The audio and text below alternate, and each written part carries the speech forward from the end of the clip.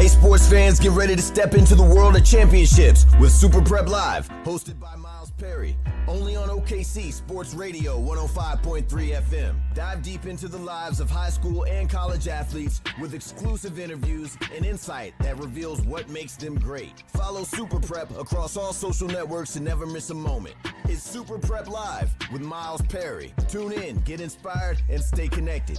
Visit OKCSportsRadio.com. Injuries don't wait. For business hours, now you can be seen 24/7 for sports injuries.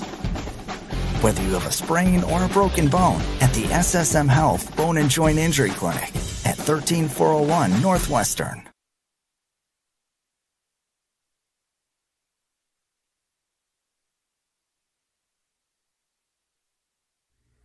Oklahoma City, I'm Miles Perry, and who wants to win $10,000?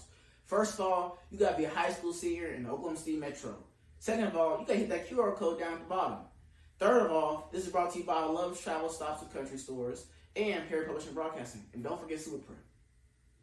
Oklahoma City, we're live right now during the Millwood Falcons broadcast. And with today we have Mr. Milo Wilson. Mr. Wilson, how are you doing? I am great, and yourself, sir? Give us that great title of yours representing Millwood in what capacity? I am the Millwood Enrichment Foundation president, also the Millwood Oklahoma City School Board vice president. Wonderful. Well, right now I know you represent the Enrichment Foundation, raising money. The goal is $25,000. Tell me, what is that $25,000 going to go towards? I'm going to make you a promise. Each dollar that we raise will go towards our scholarships, towards our students, as well as our teacher needs.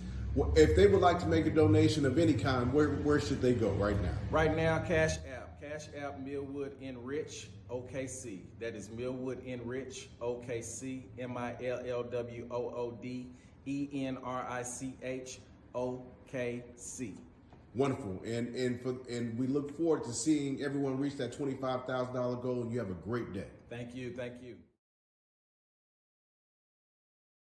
Welcome back to the Millwood Fieldhouse here on Franklin Spears Court for Tuesday night varsity girls basketball, sponsored by Oklahoma City Community College, SSM Health at St. Anthony. Tonight, your Millwood Lady Falcons host the Lady Chargers from Heritage Hall. The Falcons are 5-11 so far this season. On their last outing, they fell by 30 to Cassia Hall, 34-64. Now the ladies find themselves in a tough spot coming in tonight.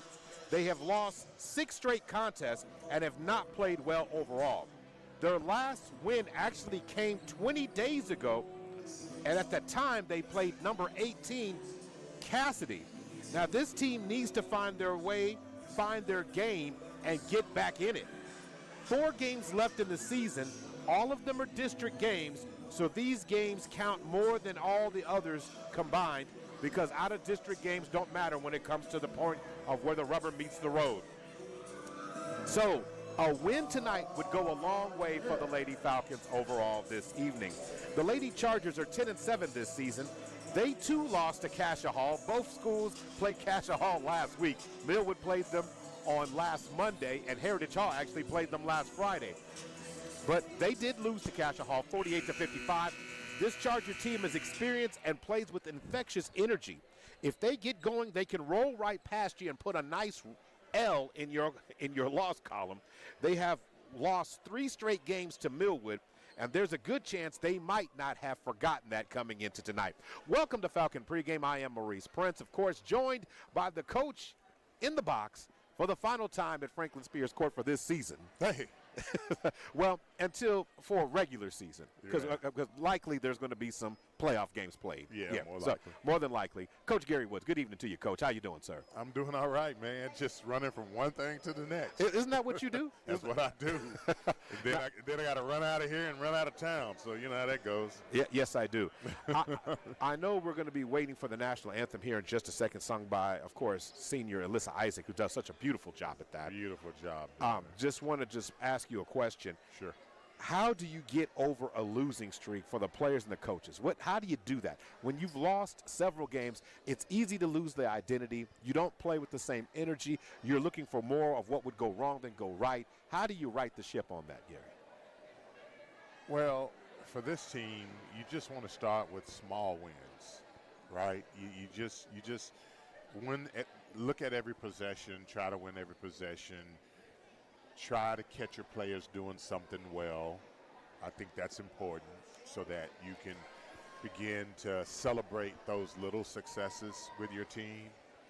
And then at the same time, too, given the fact that, okay, now we're down towards the end of the regular season, we're getting ready to transition to, the playoff. What you want to do is, to this point, just kind of start building, right? Just build on the little things. Really, really begin to focus on the little things.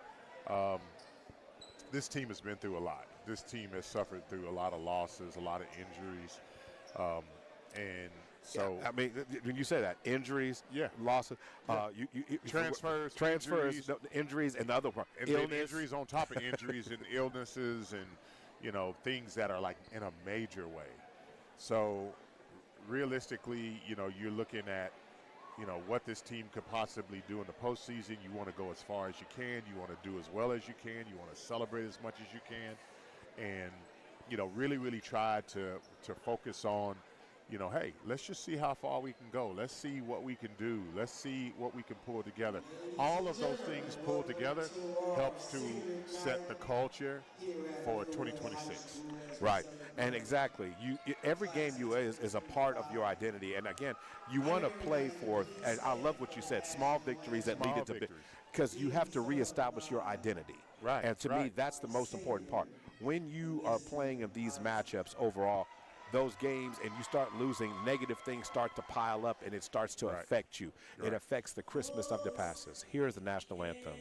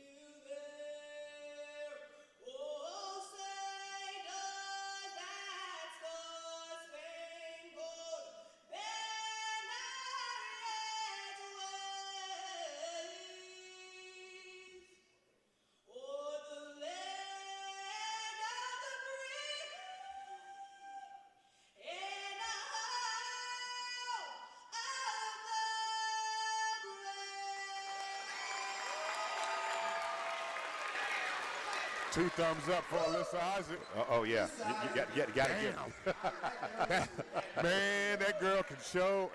She can stand flat-footed and sing. Not sing, sang.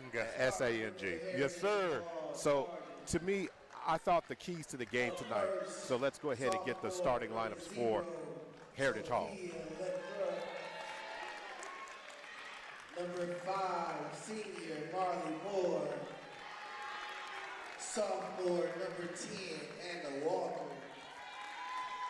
Junior, number 12, Sloan Travis. And freshman, number 23, Cashley Cooper. And now,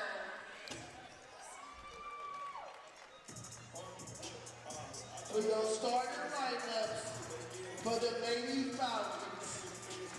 Sophomore, number 1, Reagan Gary. Take my. Junior, number 2, Kaden Williams. Sophomore, number 5, Raquel Hunt. Freshman, number 23, Kavita Hunt. Senior, number number 13, Alyssa Isaac. All right, the starting lineups tonight for the Lady Chargers for Heritage Hall. Head coach is Olivia Nixon. Number 0, the sophomore, Sophia Leclerc. Number 5, the senior, number 5, Marley Moore. Number 10, the sophomore, Anna Walker. Number 12, Sloan Travis, the junior. And then the freshman, number 23, Cashlyn Cooper. Your starting lineup for the Millwood Lady Falcons: number 1, Reagan Carey. Number 2, Kaden Williams. Number 5, Raquel Hunt. Number 13, Alyssa Isaac. And number 23, Kalia Hines. Head coach, Dave Allen. Dave Allen. So need to point this out more than anything else. This is a team that has recently, you know, the Lady Chargers have had a problem beating the Falcons. The Falcons have got a 2-game winning streak on them. We got to go back almost 2 years for the last time in this series. I am so happy about the relationship between these two schools. And what was also surprising to me, Gary, is finding out that Heritage Hall fell from Class 4A basketball, where we're used to seeing them constantly competing against Kingfisher in the state finals all the time. Now they have been, you know, dropped a class. Now they're in 3A right here with Millwood constantly on the basketball side. Yeah, and that's a byproduct of the ruling that was passed, where private schools had to elevate up after a certain level of success, and then after so long they can come back down. So again, this is a good matchup. Both of these schools are in the same conference, just so that you'll know. There's a conference that exists with Heritage Hall, Millwood, and some of the other schools, and so this is a good little matchup. Going to work now. The Falcons find themselves playing man-to-man defense right now against the Lady Chargers. Ball in the hands on the outside there. Dribble coming around by Anna Walker to Marley Moore. In fact, Gary, you and I have been calling games for Marley Moore ever since she was a freshman. Oh, wow. And blocking foul called against Alyssa Isaac there. Wow. But Marley Moore is, of course, one of Heritage Hall's 3-point specialists. Right. She's been knocking them down. Yeah. For quite a while. She's just a talented young lady who can do that. And, of course, anytime that you can match her, and then a couple other names that we've called over the years, like Reagan Fowler. I don't know if she's available tonight or not. She might be dealing with some injury, but she's not starting tonight.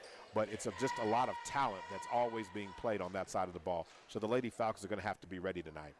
As Moore does what she does so well, knocks down free throws. That's right. And they're off to a 2-0 lead here. Ball in the hands now of Raquel Hunt. Wow. Alyssa Isaac. Heritage Hall coming out pressing.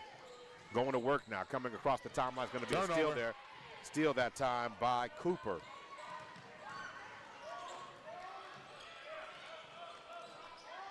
So a ball inside the lane by Cooper. I think that would that's a walk, or They at least should have a called foul it. They ball. call it a jump ball situation, but that should have been possibly called a walk there on that.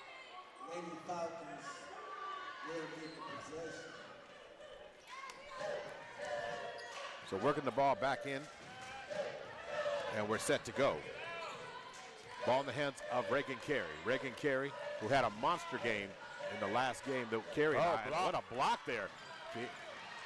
Now working the ball around Carey. It's going to spin inside, draw contact, and then finally Alyssa Isaac is fouled.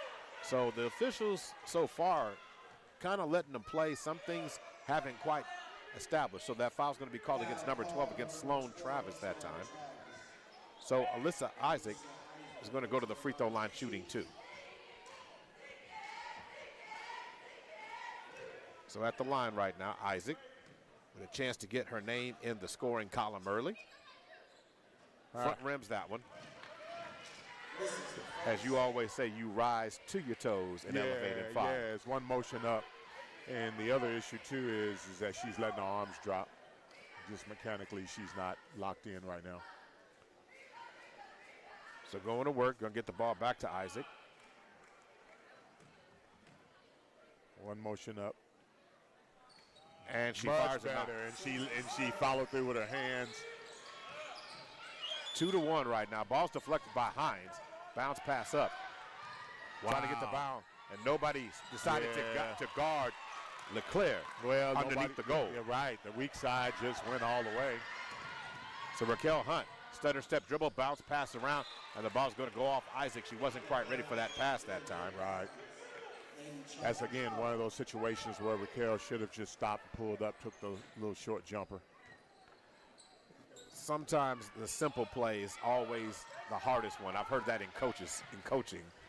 Going around, Only Cooper goes to the basket that. and scores. Only coaches say that. The simple play is simple. You know, coaches say that because they're trying to get their kids to make the simple play and they oftentimes make it more difficult. All right. And that shot's going to be blocked again. That's 2 blocks coming out of Heritage Hall. Being very feisty against the edge on the second block against Caden Williams. Stolen that time by Raquel Hunt. Hunt gives it up to Hines. Hines to the basket, floats, and drops it in. Nice shot there by Hines.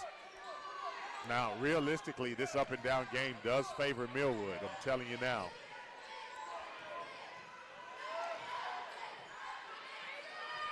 So the ball from the corner, three-point shot is knocked down by Cashlyn Cooper. Yeah, Cooper, she's sporting number 23. Had no problem lining up. So she's just a freshman. Into the lane and then into traffic. It's going to be turnover again. Ball in the hands of Heritage Hall. They're going to throw it to the corner, working the ball around inside and going to throw the ball away that time, and it will be Falcon ball. Substitution. Oh, nice to see Destiny Johnson can make it back. So Caden Williams is going to take a quick breather right now as Destiny Johnson comes in.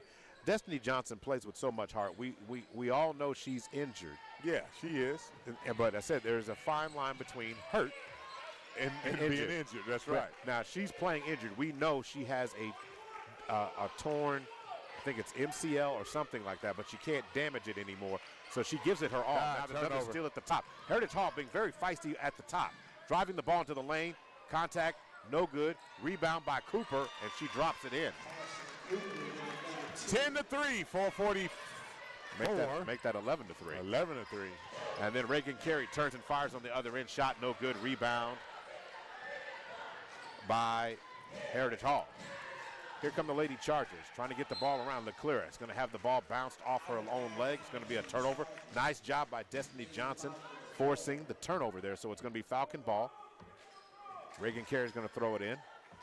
And again, the Chargers extending full court pressure. Ball over to Hunt. Hunt has an advantage. Bounce pass over to Isaac. And Isaac nicely done. Good Isaac feed. scores that one that time. Nice assist by Raquel Hunt. I like Alyssa Isaac. She missed the first one, didn't miss the second one, Gary. She bounced back. No, one thing I can say about Isaac is that she is tough. She's, regardless of how things might be going, she continues to play hard regardless. Reagan Carey comes away with the steal that time. And now Reagan Carey being pressured in the backcourt by Moore. Ball across to Reagan Carey. Reagan Carey has the ball knocked loose, and it's going to go off Carey, and it will be Heritage Hall ball. Again, Heritage Hall is attacking when the ball hits the ground. Yep. 2 or 3 defenders are coming, so you got to come with your head on the swivel, and the players are going to have to communicate, Gary, to get around that problem. So Lord, she took 25 steps to the basket. So, did you see that? Yeah, I did. So the ball now stuck up there against the backboard now. And Coach David Albert asking him about the traveling. No kidding, man. I mean, it's like she ran to the basket. So the ball goes out. It will be, we're trying to see whose ball it is. It's going to be Heritage Hall ball. I don't know how. It was stuck on the goal. I don't know how. And she ran with it before she shot it. But, you know, that's just me. Yeah. So now the ball inbounded, working the ball around the hands to Travis, and then couldn't handle it that time. There it is. The ball don't lie. So Falcon ball. 11-5 is the score. Team fouls at 1 apiece. 3:36 to go in the first. Across the timeline goes Hunt. Numbers. Hunt into the lane. There, missed the bunny. She missed the bunny at the goal. Rebound pulled down by the Chargers. Into the lane goes Leclerc. Leclerc can't get that shot to fall. Back taps out. Raquel Hunt ends up with it.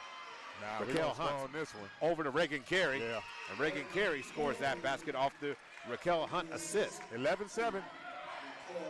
Back to the back door. Nobody's getting back on defense at that time. Anna Walker scores the basket. Yeah, Lady Falcons was caught out of position. Ball moves faster than they can with their legs. This is a real up and down game right now. And right now, Heritage Hall's doing a really good job of spreading that ball, passing it, hitting that backside when it's there before the defense can rotate and get there, and they're getting easy baskets off of it. Shot is up that time by LeClaire. She can't get that shot to fall that time. Johnson. Johnson coming up with the rebound, and the Falcons reset the offense. Reagan Carey over to Kalia Hines. Over to Johnson. Over to Isaac, who fires from the corner. Shot, three-point shot could not fall that time for Isaac. Rebound pulled down by the Chargers. Moore. Good defense. Going to dribble off her shoe, and it will be a turnover. Good defense by Raquel Hunt, stopping the ball there, forcing it to the outside. That's exactly what you want. You don't want the ball in the middle of the floor. You want to force it to the edges. All right, Hines slows it down. Reagan Carey allows the Falcons South offense to set. Ball's going to be tipped. Again, long not coming to the ball. Not stepping to the ball. And then Moore gets the steal, and she takes it to the basket on the other end. Timeout. Lady Falcons. Yeah, you cannot do the long passes. It ends up giving easy baskets to your opponent. 30-second timeout here. And what's happening here is Heritage Hall, I guess Coach Nixon's philosophy, Gary, is she's going to live and die as long as her team is playing with relentless energy. Right. In other words, she's saying the energy will make up for the shortcomings that we have if we constantly stay. So as soon as they get back in position, they're launching right back out. Yes, you said they're running out on the breaks. They're getting all the easy shots are coming their way off Falcon turnovers. Right. And in addition to that, honestly, it's 15-7, but I personally like the Lady Falcons' energy. I really do. I like the fact that they're getting up and down the floor a little bit. I like the fact, just that right now they're not converting, but I do like the energy, right? Because we've seen where they've walked the ball up, and so I'm pro upbeat, and it looks like Coach Albert is relaxing a little bit and letting the girls, do what they do, and I like that. Going to work, back to live action. Kalia Hines has it. Going to come across the timeline now. Hines over to Hunt on the right wing to the corner to Destiny Johnson. I don't like that. Hunt should have, Hunt's giving the ball up a little bit too soon. She needs to hold on to it. She does need to look to create with it. She's not penetrating right now. She's just kind of passing around. But this is a situation where, quite honestly, Reagan, Kalia Hines, Hunt, they need to get going. Okay, so it will be maintained possession. It officially looked like it was going to be out of bounds on Destiny Johnson. It's going to be Falcon basketball now. 2:23 to go. Hines back up top to Johnson. Johnson in the lane, kicks it over to Isaac. Isaac fires for three from the left wing. Doesn't draw iron that time. Ball goes out. It will be Charger ball. Yeah, she had enough time to where she could have taken her time a little bit, got a good look at the rim before she shot the ball. So that particular play, back to live action. Now in the lane that time, Cashlin was bounced. Contact, no call. And then the shot's going to go over the goal, and it will be Falcon ball.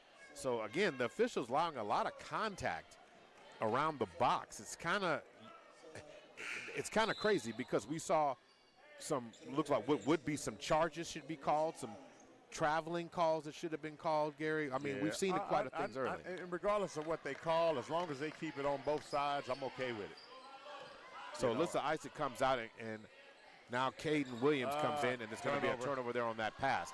Reagan Carey firing, fighting for it, and she gets the ball back, throws it back over to Hines. Hines in the lane, stops, pops for her J. And the short-range J drops in for Kalia Hines, who gets her second basket of that. But that was all set up by the effort by Reagan Carey. On the other end, going to swing it. Cross court, ball inside to Cashlin Cooper, and she drains the basket inside. Again, she's getting easy position on the inside, and she's just continuing to work, Gary. Yeah, they are. I mean, they're running. All members of the Heritage Hall Lady Chargers team, they're running hard, getting down the floor. They're getting numbers against the Falcons. The Falcons got to pick it up. So first shot is down, or the three-point play is completed there by Cashlin Cooper.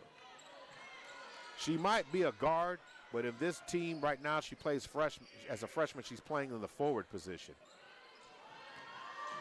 They're going to bounce the ball out. Destiny Johnson, high arcing three-point shot, and she drains it. Nice. 18-12. So 6-point margin, 1:12 to go. Going to bounce the ball. Oh, no, you can't come out of bounds. Cooper. She just went out of bounds on the nobody's, Lord help. Shot is up from the corner, and it's missed. Rebound pulled down by Caden Williams. Did you see her dribbling the ball as she was out of bounds with the ball? The ball was inbounds, but the body was out of bounds, touching the ball. So Destiny Johnson comes out after knocking down a key three-point shot. She's also limping on her knee. Her knee's a little sore. Yeah, it's going to be that way. There's Raquel Hunt. Knocks one down on the other end for the Falcons. 18-15. Heritage Hall leads by 3. So Isaac has returned in for Destiny Johnson. And she gave the Falcons a spark. On the other end goes Moore. She shoots the ball, Rebounding. So back to work goes Heritage Hall. 34 seconds on the clock. On the left wing, pass inside. Going to be deflected by Hines. Nice job by Hines shooting the passing lanes. So 30.8 seconds to go. And now to inbound the ball is Finley Pello, who is in the game now. Real simple. Stay between the man and the basket. And this time, Caden Williams is going to get called for contact as she fouled that time Marley Moore. So team foul. Caden Williams, team foul number 4. Going to throw it in. Ball into Cooper. Cooper turns and fires. She can't get it to fall. Ball's deflected out of bounds, and it will be Falcon basketball. 25.7 seconds.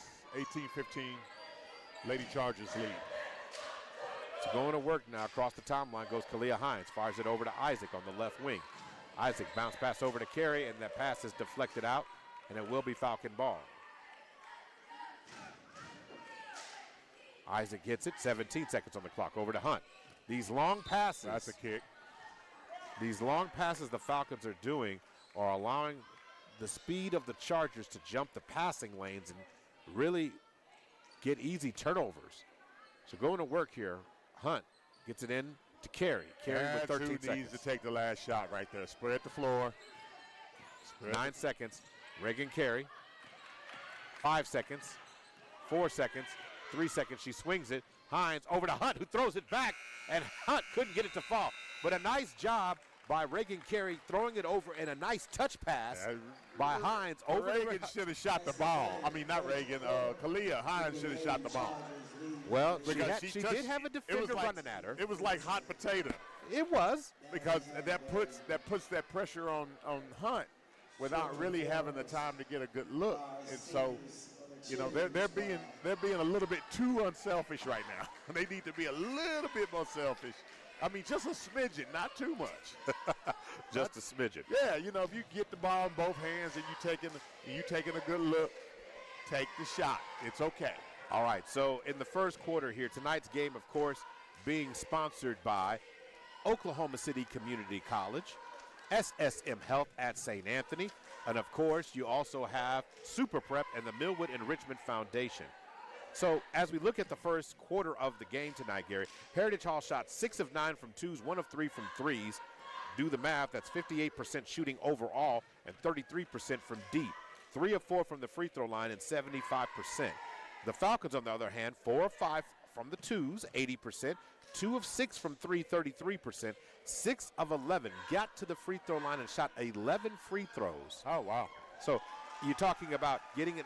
I'm sorry, that's not correct. 6 of 11 field goal shooting, 55%. Oh, okay. One of 2, yeah. I didn't remember them going to the free throw line that many times. 1 of 2, 50% from the free throw line overall, and they're 15 points. So a lot of good things happening. You got Kalia Hines with 4, Alyssa Isaac with 3, Raquel Hunt with 3, and Reagan Carey with 2. If they can get Caden Williams going just a little bit here, that'll be a really positive thing for the Falcons to do overall. Destiny Johnson has come back to the court now, so sitting on the bench, so that's a good sign. So that means she's probably available for a breather or two as we start the second. Got to let that knee calm down a little bit. Going to work now. Pass to the outside, to the wing. Going to throw it. Nice. Nobody covered. Nice On the inside bounce pass in by Finley Pello, who knocks that shot down and extends the lead back up to 5. 7:41 to go before the end of the first half. Alyssa Isaac over. It's going to be a turnover. Alyssa should have pressed it. Yeah, it was a 2-on-1. She should have pressed it a little harder. And driving on the other end goes Moore. Moore can get the shot to fall. It's going to be a jump ball situation, and it will be Falcon ball. What he means by that, folks, is when Alyssa Isaac wanted to dump the ball down, she dumped it too early. She should have driven into the lane and make the defensive make the defender commit to her. Right. So going to work now. Isaac back in the hands of Carey, who throws it up to Hunt. Hunt. Keep going, Hunt. Keep going. Hunt there into you go. the lane, and it gets an easy basket. She walked too. But I'll take it. Lead cut down to 3. Reagan Carey extending pressure now. Driving to the lane, going to throw the ball inside. No shot. Rebound performed by Cooper, and Cooper's going to be fouled by Caden Williams.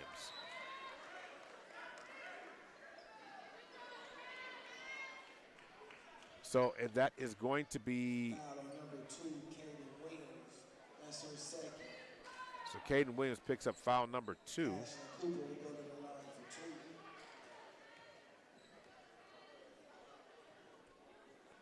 So first team foul. And Cooper misses the first free throw.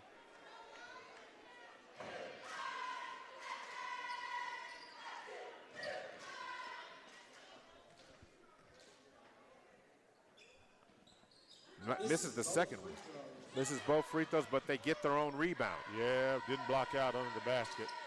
Up fake, driving to the lane, shot up, and going to guard contact as Anna Walker drove the lane. Foul's going to be called against Isaac. That's her second. So Alyssa Isaac picks up her second foul.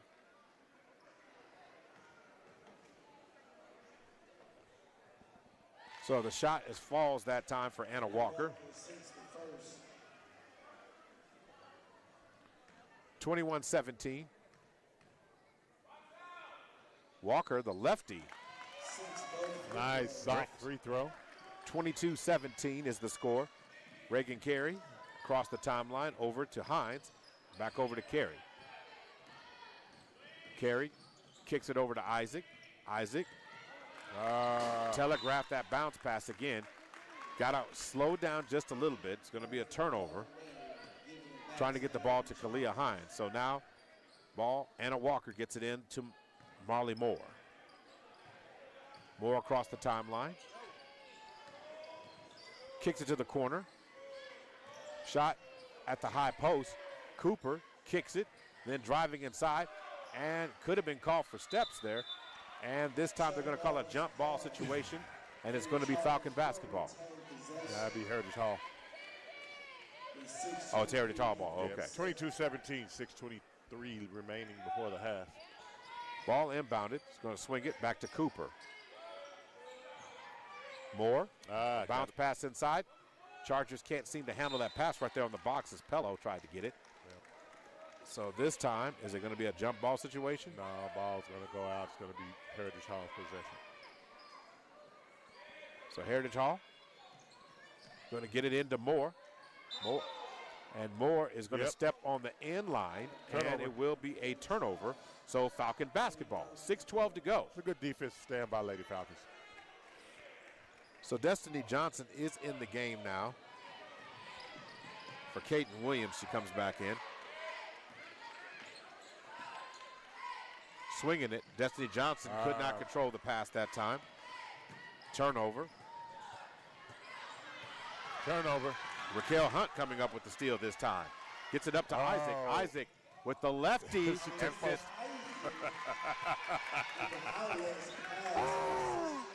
Out of bounds. So turnover. So the ball was thrown to the scorer's table.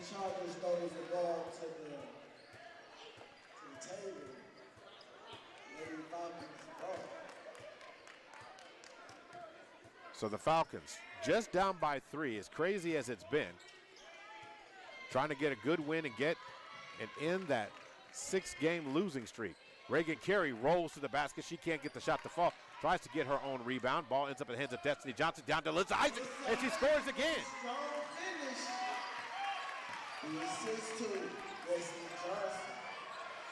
Assist to Destiny Johnson. Alyssa Isaac with 7 first-half points, Gary. Oh, wow. Ball's knocked out of bounds. Turnover. So the Falcons down by 1 with a chance to take the lead. 5-14.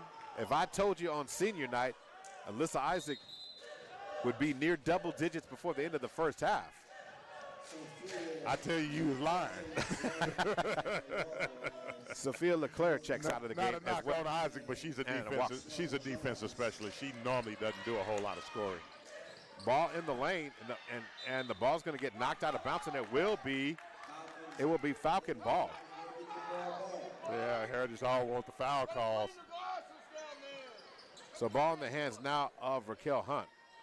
Hunt breaks down the defense By herself. Ball over to Hines. Hines fires a 3. Shot no good. Rebound pulled down by Moore. And that time a contact and a foul, that time coming from Reagan Carey.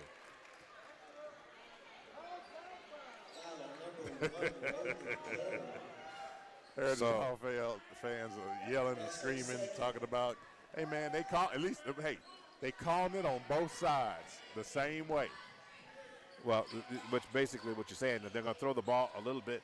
It's going to be a steal that time as Raquel Hunt ends up with it on the turnover. Falcons still with a chance to take the lead this time. Going to throw the ball in, cross court over to Reagan Carey, who wheels and deals. Oh, nice move by the defensive player. By Cooper. Yeah, she gets her own rebound, though. Carey does. Ooh, that ball almost stolen. Inside, Alyssa Isaac draws She's through fouled. contact and draws a contact. Driving into the lane here. Going to see who they call that foul on. Foul's going to be called against Moore. Team foul number 1.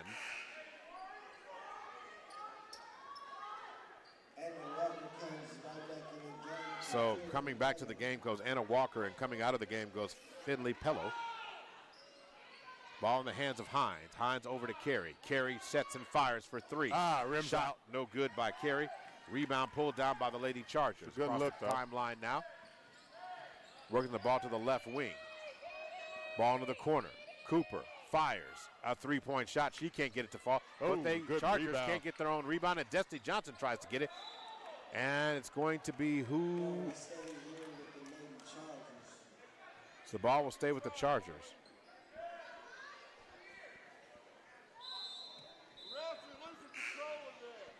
So now we're going to take out now Anna Walker, and coming into the game, Sloan Travis returns. So 22-21, Falcons down by 1. Cooper retrieves the errant pass there. So stepping out, Reagan Carey covering Cooper. Ball knocked loose. It's going to be a jump ball situation, and it will be Falcon basketball.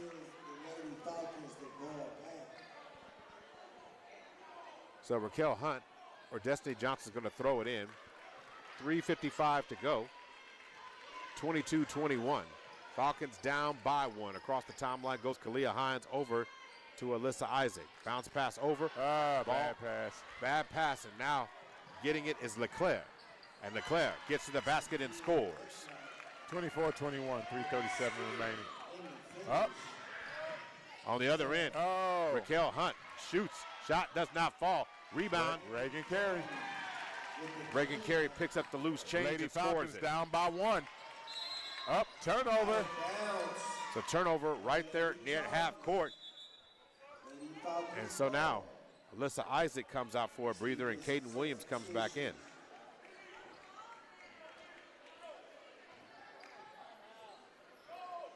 Destiny Johnson back over to Reagan Carey. Back over to Johnson, over to Hines. Hines with the inside pass on the box to Caden Williams. Unfortunately, the ball is stuck against the goal. Got to bring out one of them. Okay, we got somebody else. Okay, cool. One of the Heritage Hall players came and got it. So Caden Williams shot. And it will be Chargers ball.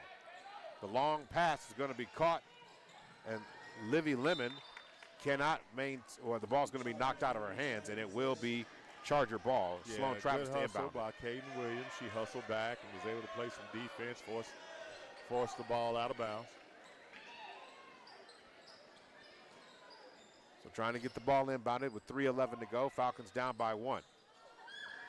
3-point shot by Moore. She sidestepped, shot no good, but the Falcons will get it back. As the ball careens out of bounds, Heritage Hall could not maintain possession of the ball. Here come the Falcons with a chance to possibly take the lead on this possession. Kalia Hines, the foul situation, 3-1. Falcons have 3. Ball's going to be deflected out of bounds. Once again, shooting the passing gap goes Marley Moore. The Falcons keep moving away and expanding that passing window. It needs to be shortened, Gary.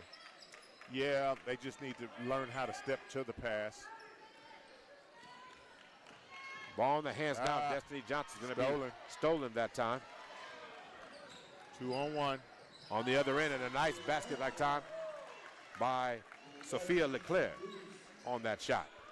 26-23, 2:35 to go before the end of the first half. Hines being picked up by Leclerc. Hines swings it over to Johnson. Pass. Iron pass, backcourt. Backcourt violation that time. Yep, that would have been one of those situations where Destiny could have got that ball. She could have gone left hand to the basket. Nobody was under the rim. So Destiny Johnson takes a seat, and now Alyssa Isaac returns. 2:18 to go. The Falcons down by 3. Her coach is telling her, hey, take a look at the basket. You had a drive lane there. Ball in the hands of Cashlyn Cooper. Now they get the ball in the hands and roll into the basket that time. Livy Lemon scores that one. Right all the way across. And Heritage Hall doing a great job of extending their lead back. It's back up to 6. Reagan Carey wheels and deals inside. And foul. So the foul's going to be fouled on the floor. Yep.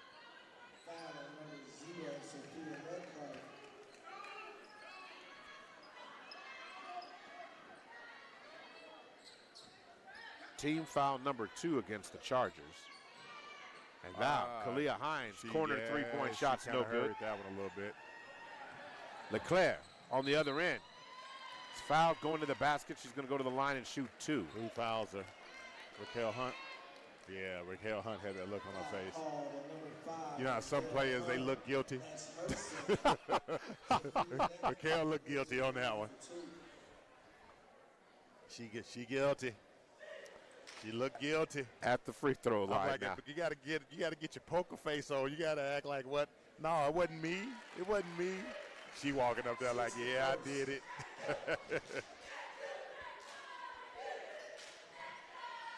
So now. Oh, rims out. Second free throw, no Heritage good. gets the rebound. Dadgummit. 30-23, 1:31 remaining. Heritage Hall leads. 31-23 is the score on the board. I have it at 32. We'll have to check on that. Working the ball around the perimeter. Reagan Carey kicks it to the corner. Raquel Hunt, wide open 3-point shot, side rim, no good. Fast break. On the other end, Cooper's shot is no good. Rebound by Kalia Hines. Fast break, easy. Hines to Reagan Carey, and Reagan Carey scores it on the other end. 25-31, Lady Chargers lead. Ball in the hands of Cashlyn Cooper. Good job by Raquel Hunt running a wide butt. And then on the other end, Caden Williams fouls. Was that Caden or was that Raquel? We'll see here. Foul. 5, yep. That's Raquel Hunt. So that's team foul. So third team foul. Our third foul for Raquel Hunt. 5th team foul. Third for Raquel? Raquel for Hunt. Oh, man, 44 seconds. So that free throw is good. Yeah, Raquel got to chill out for a minute. She got so Caden Williams comes out of the game, and it looks like we're going to have Navate Marzette comes in. Yeah, Marzette's in.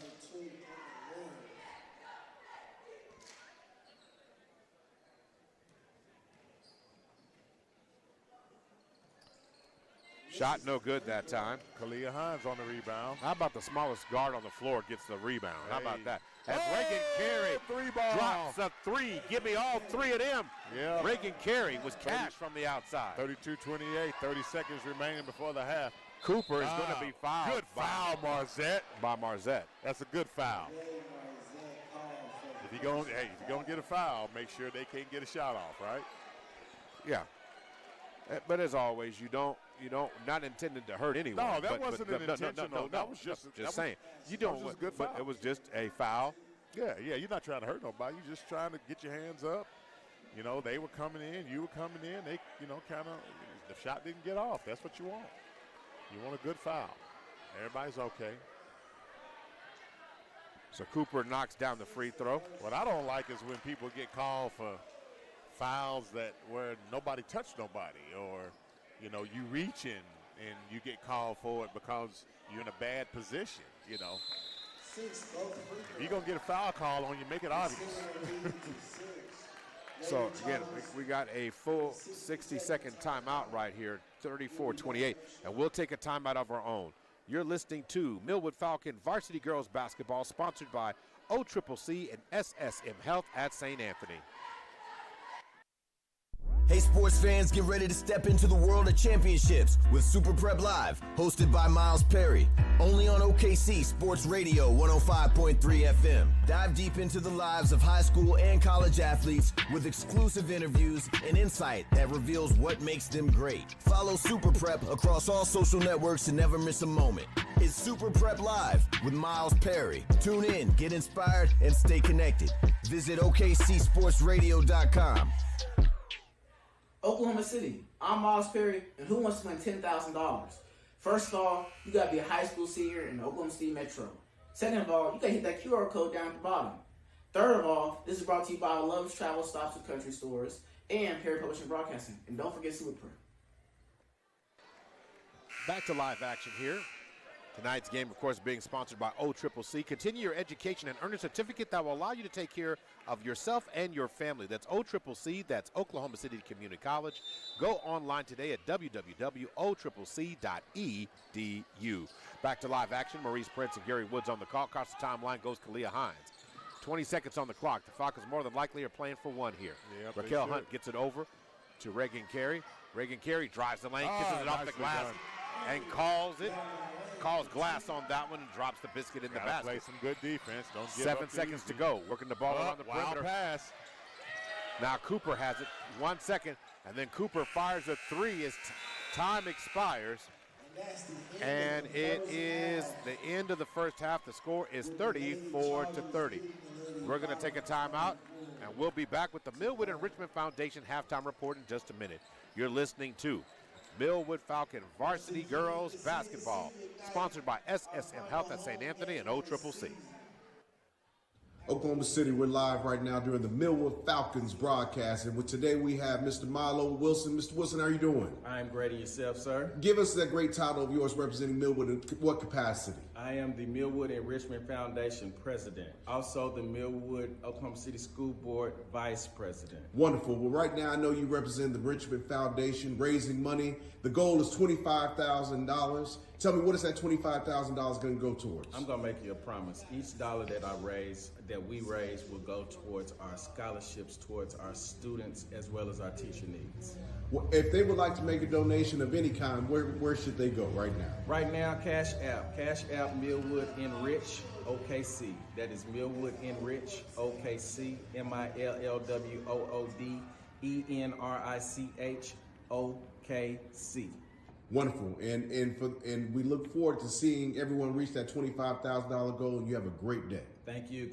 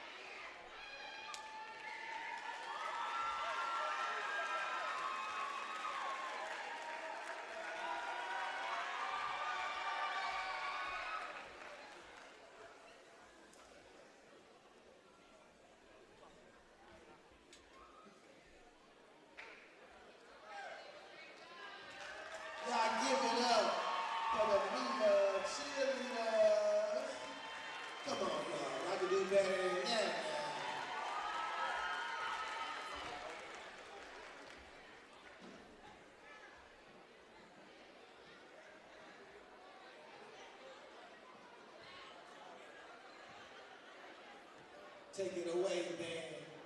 International band. That is band in the land.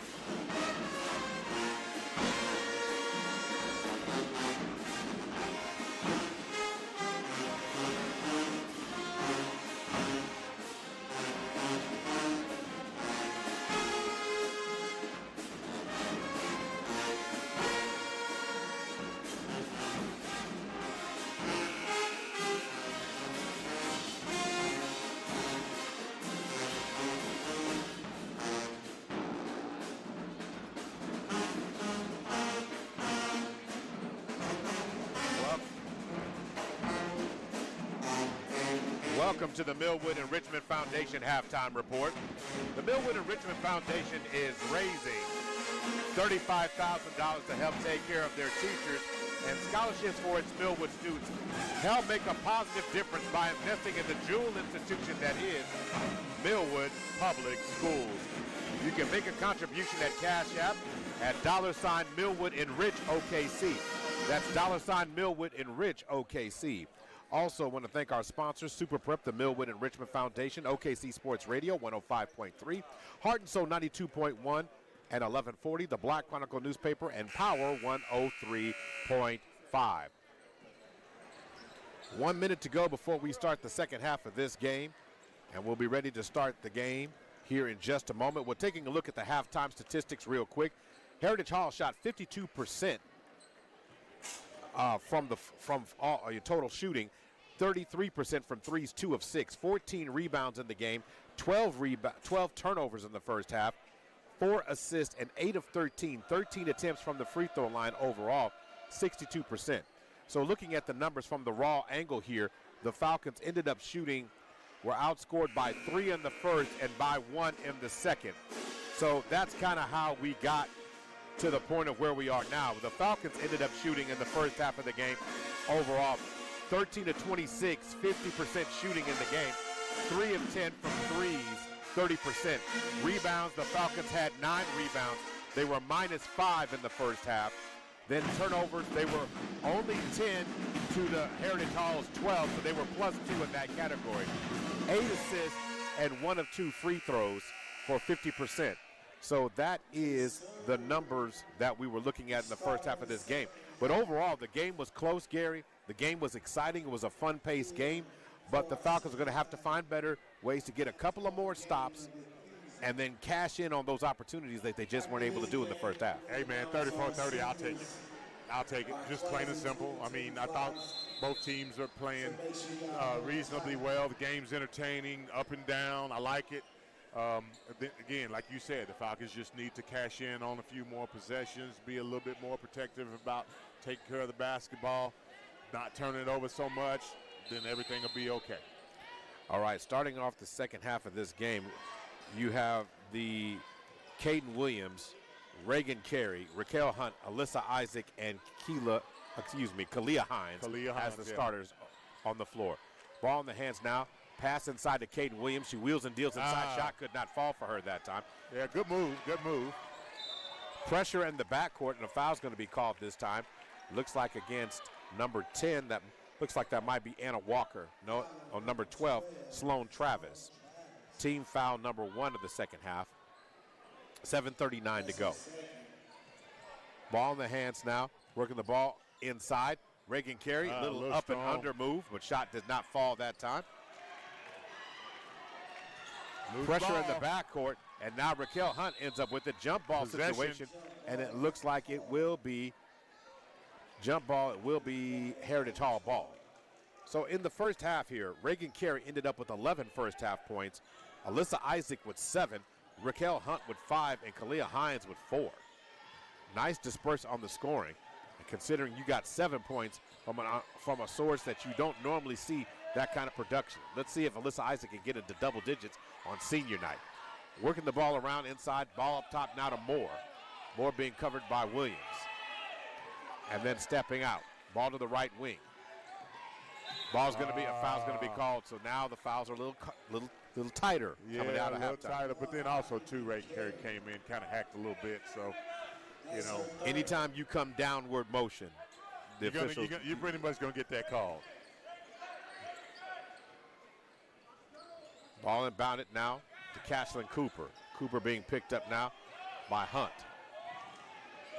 Ball to the wing. Inside. Shot. Contact, and they're going to catch Isaac with the foul that time. Yeah, Isaac wasn't quite set. You know, she was still kind of moving a little bit, had her hands up. She was in decent position. Just wasn't set. Team foul number 2, and to the free throw line now goes Anna Walker. Steady dribble by Anna. Back rims that first one. So the Falcons need to get the rebound on that.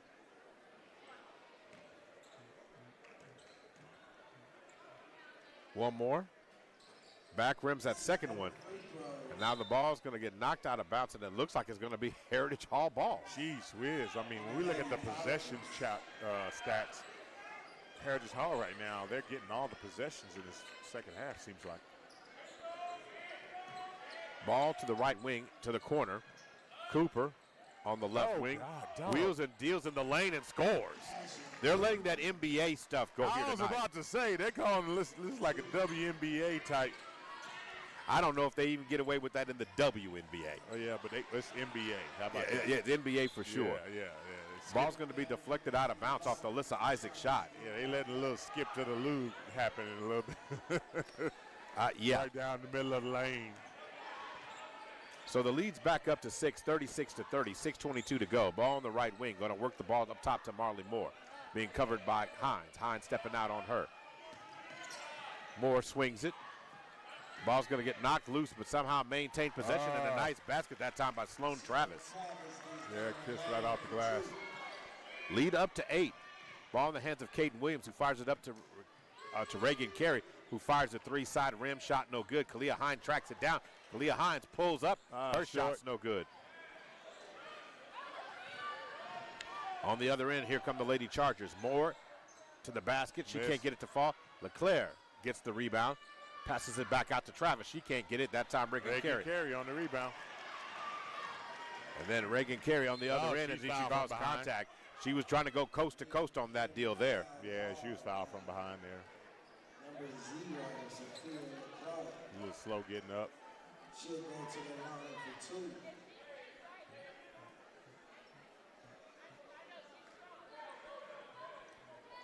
So to the free throw line following the foul. 2 team fouls now coming against Heritage Hall. So Reagan Carey at the free throw line in double digits. Comes as no surprise to anyone on the skill set of this young lady. She's got a dozen on the night. Destiny Johnson now comes in for Alyssa Isaac.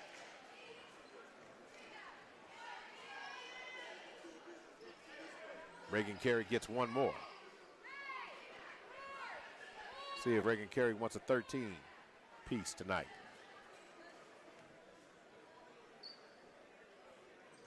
Front rims that one there by Carey. Rebound pulled down by Heritage. Stolen by Carey that time. And then this time they're going to say that Carey stepped out of bounds right away after getting it. To 38-31. 5:29 to go. Ball in the hands now of Moore. Going to swing it to the corner, being covered by. Inside goes Cooper. And this time they're going to catch Cooper for a traveling call. Did he call it for traveling? Okay. Yes, he did. That's the first traveling call of the game. And we've seen some definite zone coasting. We see some hang gliding. Ball in the hands now of Reagan Carey, who throws it up to Kalia Hines. Kalia Hines now has it backcourt. Throws it over. Reagan Carey across the timeline now. Carey tries to fire inside. Too much distance on that pass. Difference, too deep down on the basket. And on the other end, Cooper scores an easy basket there. Cooper going coast to coast on that one, 40-34. They got numbers. Keep pushing it, 2-on-1. On the other end, Man, Reagan Carey. How did she get that to fall? A little razzle, a little dazzle, and then the biscuit falls in the basket. How'd she do that, Gary? Oh, man, she went underneath and then flipped it up on the glass. And I bet you she's asking herself, how the hell I do that? 14 points coming in for Carey. Carey's going to rock and fire, and she knocks down the second one there. 40-34. Lady Chargers lead by 6. Reagan Carey now with 15 points in the game right now. Lead down to 6. Stolen by Reagan Carey playing safety, gets to the basket on the other end. She gets the steal, and she cashes in on the deal. Yeah, nice anticipation by Carey. Foul on the sideline over here. Raquel Hunt's going to get called. That's her 4th. Wow. That's her 4th. Yep, got to be careful. Got to get her out. Can't have her fouling out. Still got a whole nother period to go. So Raquel Hunt's going to have to take a seat on the bench now. Yeah, she got to chill. So Alyssa Isaac returns. Oh. Downhill goes Moore. And Turnover. They said Moore turns it over. Now Reagan Carey on a breakaway to the basket, and she scores. So the lead is cut down to 2. And a nice job here. Shot from the corner. That corner three-point shot is no good. Rebound pulled down by Heritage Hall. And this time, double dribble is going to be the call this time against Sloan Travis. So the Falcons have a chance to tie or take the lead here, Gary. Yes, they do. Let's see what happens. LeClaire comes out of the game, and now returning to the game goes Finley Pello. Across the timeline, Kalia Hines. 4 points in the game thus far for Kalia Hines. Hines swings it over. Caden Williams pulls up. Rims out. Shot just inside the three-point shot. That was a good look. That was the Stockton to Malone. Oops. Almost stolen by Reagan Carey. You can't make those long passes anywhere around Reagan Carey. I mean, she'll take that bad boy, go the other way with it. So going back to work, here come the Chargers. Going to swing the ball. And turnover. Too much pepper on the pass that time for Anna Walker. Good on-ball defense by Destiny Johnson. So now, teams both have 3 fouls apiece. Score is a 2-point margin, 3:39 to go in the third. Bounce pass over to Destiny Johnson. Johnson to the corner. Reagan Carey's been hot. She flings it up there. Kind of on a runner. Shot was no good. Should have taken one more step. Yeah, well, or either that or she should have just took the three ball. You know, she had a good look at it when she caught it. Ball thrown in. Caden Williams gets inside. Caden converts the easy basket off the Reagan Carey assist. Caden Williams finally breaks through the ceiling and gets her first basket of the night. We're all tied up at 40. Cashlyn Cooper drives inside. Contact. Yeah. Contact's going to be against Caden Williams. That should be Caden Williams, foul number 3. Right. I know she had her hand straight up, but her body wasn't in position. Foul on number 2, Caden Williams. That's her third. So Cashlyn Cooper at the free throw line. Side rims that first one. This is the first.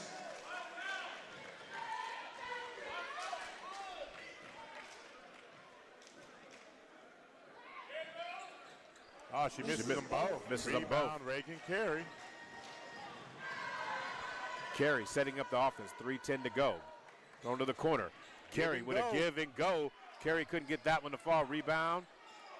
Scramble. Destiny Looks Johnson like that on the ball floor. could be against. Could be the Falcon ball. That was Williams on the floor with the tie up.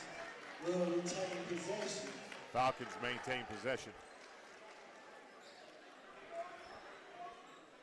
So, team foul, 4 team fouls. Hard off the glass, Caden Williams misses that one, and she gets the shot to fall. Gives the Lady Falcons the lead. This is the first lead of the night. First lead of the night. And then, baseline, find a shot. An easy basket that time from Finley Pello. And we're all tied back up at 42. Left wing. And the ball's going to be stolen that time. And on the other end, back-to-back baskets.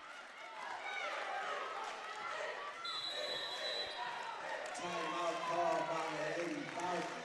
So on that other basket by Cooper, it's 44-42. So Coach David Albert's a little upset because she says she's calling the timeouts and she cannot get the officials' attention. So that's what the discussion has got to be for Coach Albert on the other end. But the Falcons climbed the mountain, got to the other side, and then got knocked right back. As Heritage Hall responded, Gary. In this quarter so far, the Falcons have outscored the Chargers 12-10. And that's great that the Falcons have been able to do that, but they have to continue to sustain it. Yeah, no, you're right. I mean, but I do like the battle, right? The back and forth, hanging in there. Eventually, someone's going to peter out, you know. Someone's going to run out of gas, and that's where we're going to see a separation here. But right now, good basketball game. I mean, no complaints out of Coach Woods. Good basketball games, 44-42. 44-42, 2:21 remaining in the third period. Golly. It's all right. Yeah, man. So here we go. The Falcons are going to inbound the ball now. Destiny Johnson is going to throw it into Kalia Hines. So the Chargers have decided to pull back on the full court pressure now and save a little bit of energy right now over to Destiny Johnson. Destiny Johnson, cross court, dangerous pass. And the ball ends up in the hands of Reagan Carey, who knocks it down from the corner. Nicely Reagan Carey done. with all three of those are steal. Ball in the hands of Hines. They reset. Three-point shot can't fall this time. And the ball's going to be deflected, and Heritage Hall ends up with it.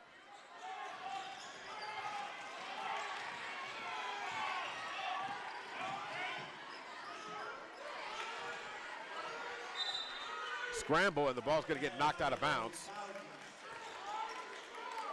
But the Falcons are on top by 45-44, 1:39 to go. Moore is going to throw it over to Cooper. In the hands of Moore, and then contact in the lane. They're going to call a jump ball. They're going to call a foul. Jump ball is going to be the call here, and it will be remaining with the Chargers here. 1:33 to go. Bounce pass should be a kick ball that time. I don't know if the officials called it or not, off the foot of Kalia Hines.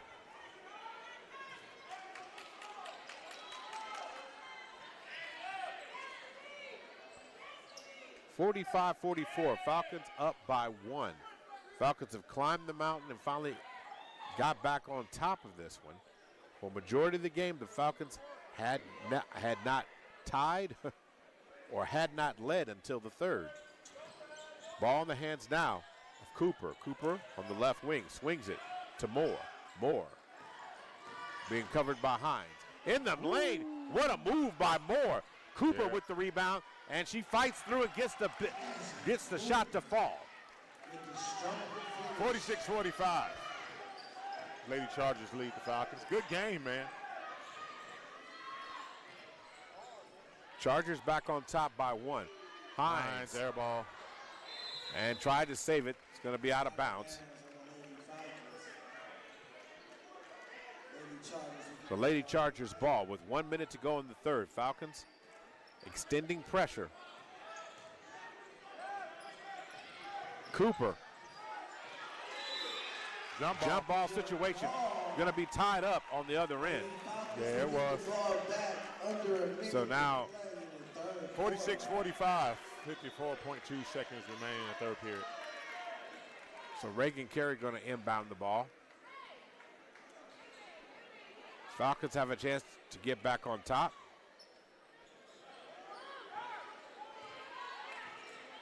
Hines gets a screen from Caden Williams on the left wing, throws it to the corner. Isaac tries to get a pass inside. Destiny Johnson retrieves the errant pass.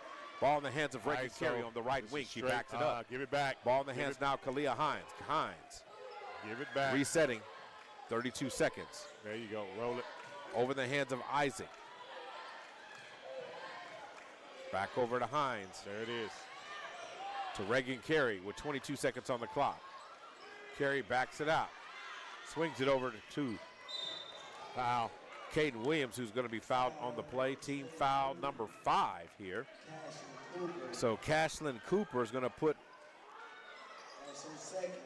Caden Williams on the line shooting too. I do, if I'm not mistaken. Yeah.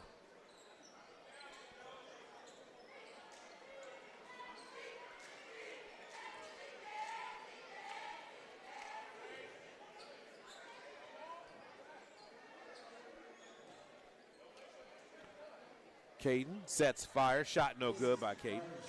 Yeah, she kind of hurt that shot.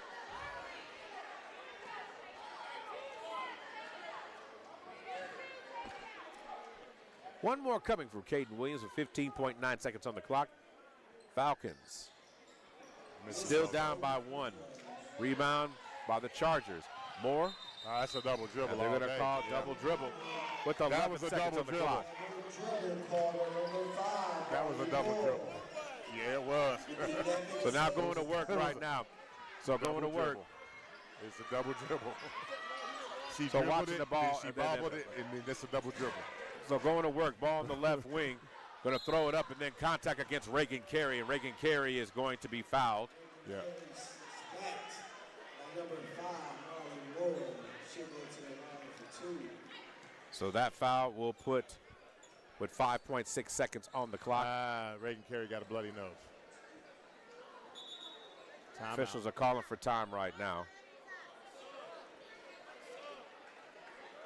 So Reagan Carey's going to have to come out real quick here. So they're going to take a look here. Keep your head up. Keep your head up. So Reagan Carey She needs to keep her head up.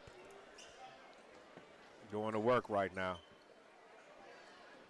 So Raquel Hunt's probably going to have to come in and shoot the free throws real quick. Thank you, Coach. Now, Get her a towel, put pressure on it right now. so Raquel Hunt's going to come in and shoot free throws for Reagan Carey.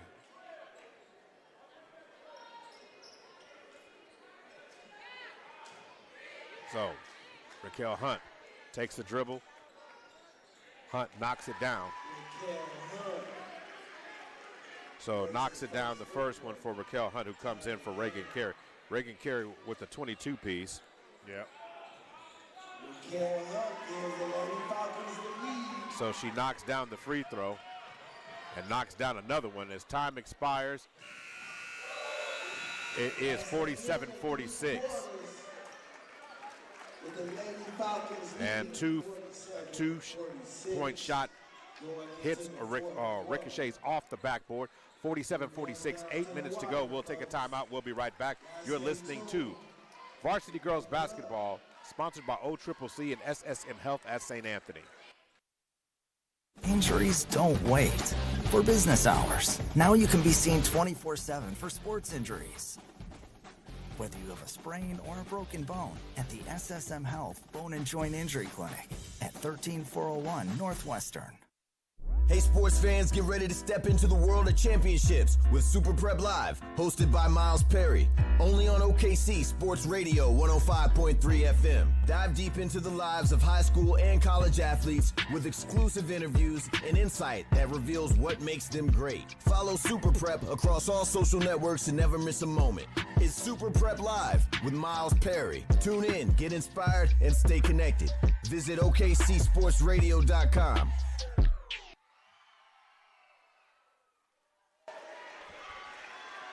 Welcome back. Getting ready to start the fourth period here. And what a period we saw by the Lady Falcons. They outscored Heritage Hall 17-12 in the third to take a lead, a 1-point albeit advantage against the Heritage Hall Chargers. And the difference in the second half of this game, Gary, really comes back down to the Falcons playing a better brand of defense, more shots at goal. And then, you know, you're talking about just basically being a little bit more efficient. The shooting percentages doesn't reflect it, but what has really happened here is they've just got more shots up than Heritage Hall. And they also forced a lot of turnovers, too. In that period, they forced 5 turnovers. The Falcons had 4, but Heritage Hall shot 50% on 10 shots. The Falcons got 16 shots off and nailed down 13 of those, and that makes a difference when you start looking at it, you know, in terms of how they go. And I make sure I get that right. It wasn't they made 13, it's just they got more shots off. Bank and then shot, coming in, ball. bank shot is coming in by Livy Lemon, who comes in and knocks it right off the gate, and the Falcons find themselves down 2. Reagan Carey's just dealing with the bloody nose, so she should be returning here in a little bit. Raquel Hunt comes in, knocked down 2 key free throws. Destiny Johnson, shots no good. Caden Williams gets the rebound. Ball stripped loose.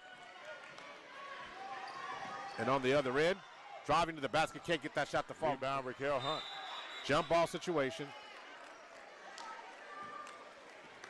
Jump ball situation on the other end. But you have to be happy about the effort the Falcons are playing with, the energy the Falcons are playing with. So the jump ball situation on the tie-up on the other end allows it to be the Falcons' ball. Down 2, 7:19 left to go in the game. Ball in the corner. Up top to Destiny Johnson on the left wing, who gets it over to Hines. Back over to Johnson. And then Raquel Hunt fires a 3. She can't get the fall that time. Yeah, it looked pretty good. Good shot by Raquel Hunt. Got to be careful. Ball's knocked Turnover loose. Raquel stolen by Hunt Raquel Hunt. ends up with the steal. Hunt driving to the lane and contact. Was she fouled? And they're going to call a foul on that end.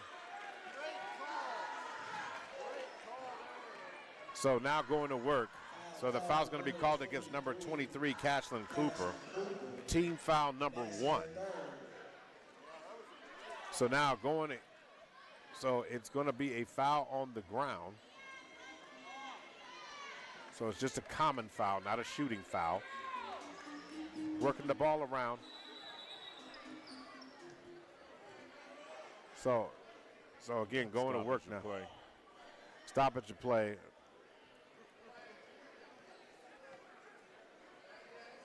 So now going back to work.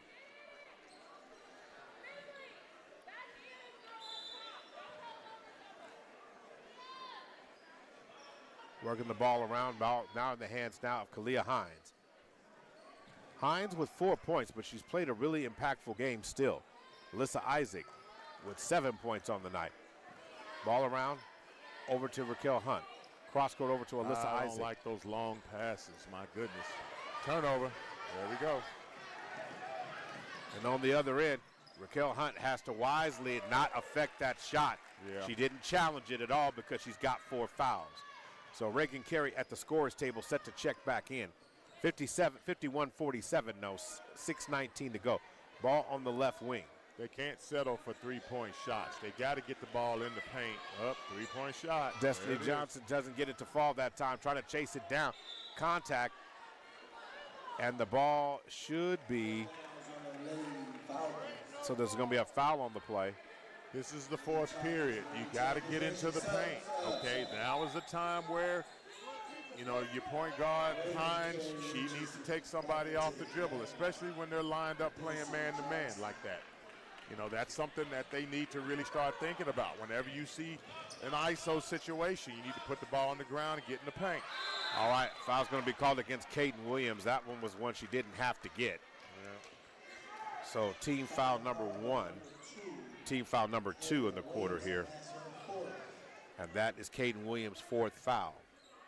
So you got to be careful here if you're Millwood on that side. Ball on the right wing. Dump down low to Marley Moore, who scores it. Nice score on the interior there. 53-47, 5:45 remaining. Reagan Carey back in the game. Man, I tell you what, man, Hines just playing like it's a hot potato. Isaac shoots a 3. And as you keep saying, Gary, if the Falcons resort to three-point shooting, Heritage Hall will expand the lead, and the Falcons will get an opportunity to come back in the lane. Right. Kissing it. Moore gets a shot off, can't get it to fall, rebound. but they get their own rebound. And then Cashlyn Cooper scores it, and now the lead's up to 8. Right. They've come out the gates flying on this one, opening up the quarter on a 9-0 run. Kaden Williams swings it back over, so now the Falcons are going to have to climb the mountain one more time.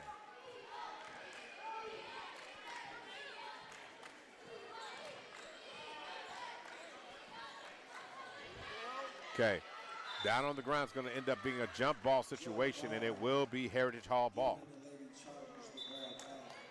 So a good tie-up by the Heritage Hall defense on that one. So now Kaden Williams comes out of the game, and Neve Marzette comes in.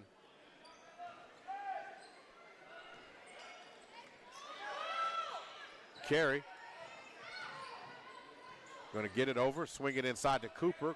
Cooper dumps it back outside to Moore. Lady Chargers swing it. Bounce pass. Nice pass inside to LeClaire. She can't get the shot to fall. Rebound again by the Chargers. And on that rebound, Finley Pello knocks it down. Yeah, right now the Lady Chargers are doing a good job of working the ball around. They're also getting good offensive and defensive rebounds. They're being more patient. They know that they have the lead. They know they have the clock on their side. They're just taking their sweet time. So timeout called before the shot by the Falcons here. Lady and Falcons. it's a wise timeout. Yeah. I mean, in this situation, they've scored 11 straight points to open up this quarter, Gary. All right, Lady Falcons down by 10. They got to figure something out. They got to figure something out. SSM Health Hospitals are proud sponsors of Millwood Public Schools. Sometimes after a game, a player needs the services and help from a great team. Let SSM Health Hospitals get you back in the game from injury.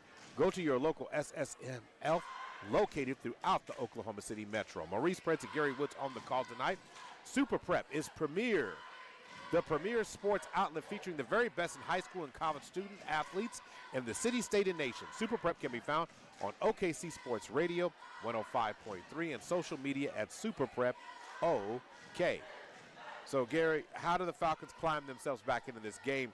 They resorted to three-point shooting at the worst time.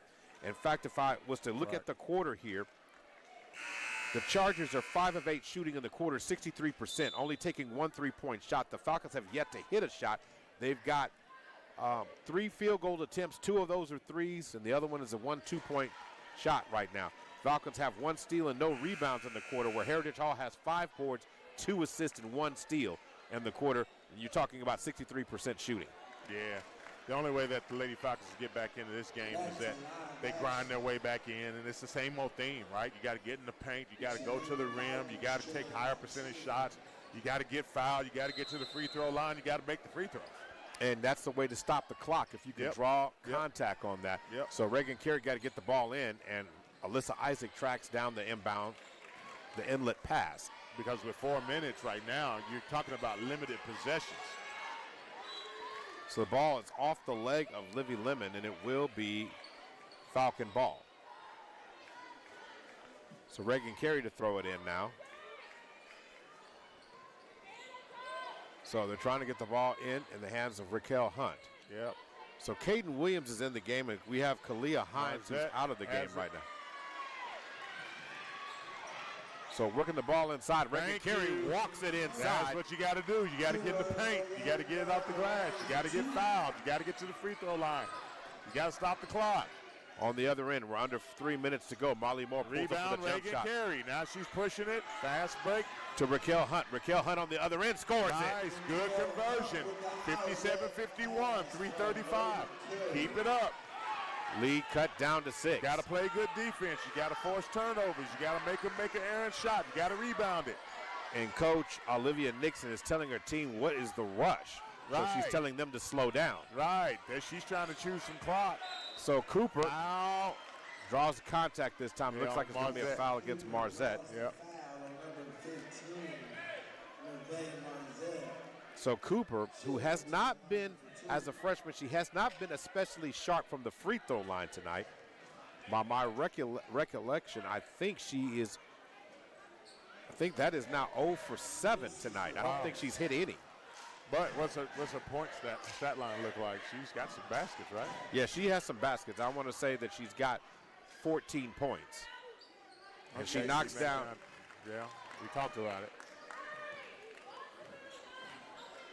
So in this particular case, 58-51, 3:12 to go. Ball on the left wing. Don't resort to the three-point shot. As Raquel Hunt does.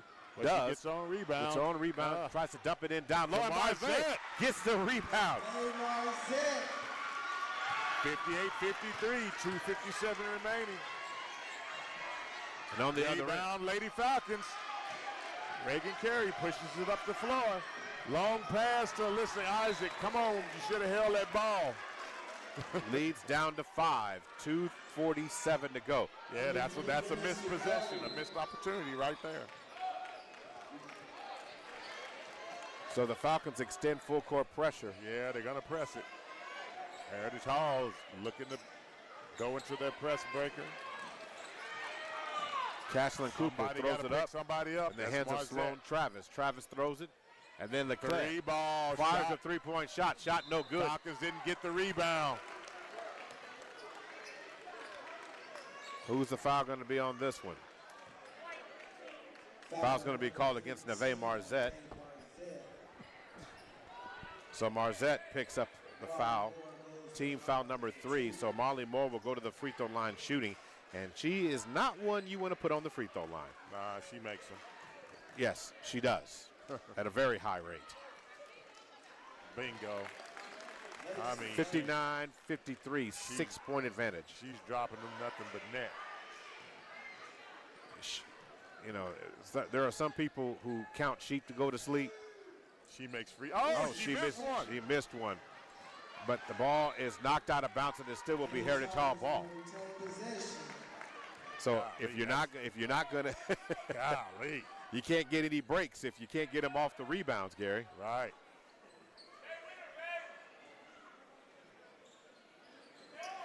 So now going to work. 2.5 to go. Falcons need stops. And you don't get that getting it into Cashlyn Cooper. Nah, you don't. Ouch, that hurts.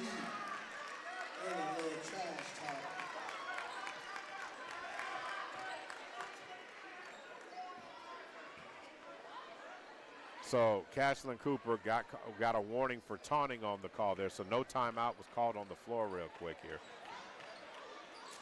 It's Cooper saying that ever popular song, as she does so often in games if you're happy and you know it.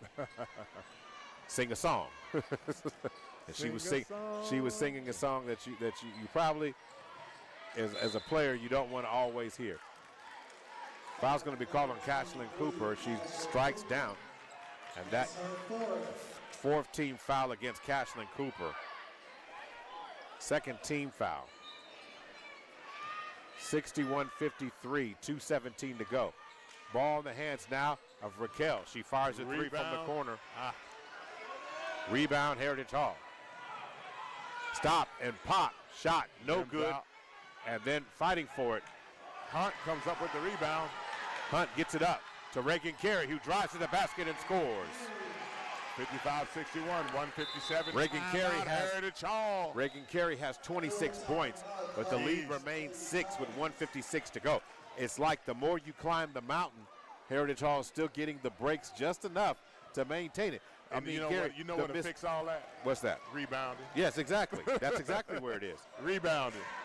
So far in this game, totally, if you really want to be an answer, Gary, this is the number, and I don't even have to wait till the game's over. Right. Just total in the game, 30 rebounds for Heritage Hall, 18 rebounds for the Falcons. Dang.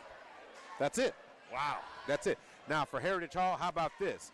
Of that 30 rebounds, 12 of those is offensive. No, really? Yes.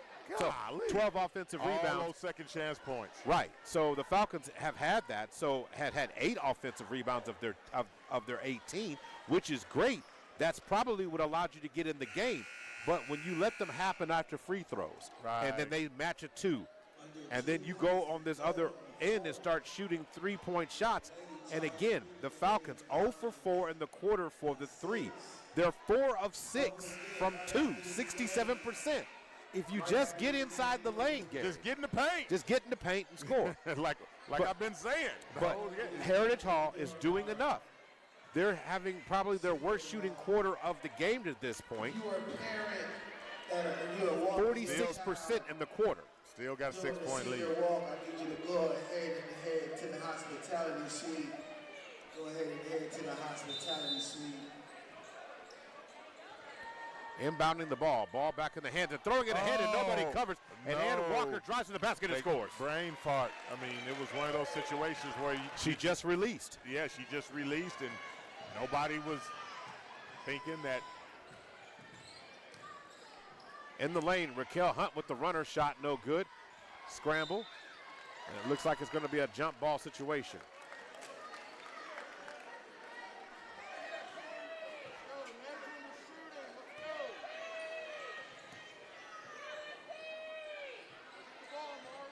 So trying to get the ball inbounded. Heritage Hall gets it into Moore. Moore being pressured by Kalia Hines, who's back in the game now. Over to Cooper. 1:25 to go. The Falcons down 8. They got to get a stop here, Gary. So notice that Heritage Hall is not shooting any threes now. 114. So stepping through action now. At some point in time, need to foul somebody, and it should not be Raquel Hunt. So now going in, Neve Marzette's going to draw contact this time. But see, Gary, that's not what you want to do. That's the 15th foul. Well, but you got 104. So well, I understand. You're running out of time. You're running out of time. You're trying to stop the clock. Yeah, you're trying to create possessions. You want to foul number 23. You want to foul Cooper, and she's not really made a lot of free throws tonight. That's who you want to foul. So 2 free throws coming now. Now you got to commit to fouling her. Number 23. That's who you want on the line. You don't want the rest of these players on the line. So, Livy Lemon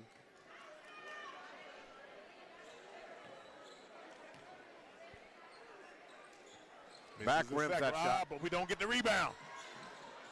Geez, stolen though, Raquel Hunt. Possession stays with Lady Falcons. So, Falcons maintain it.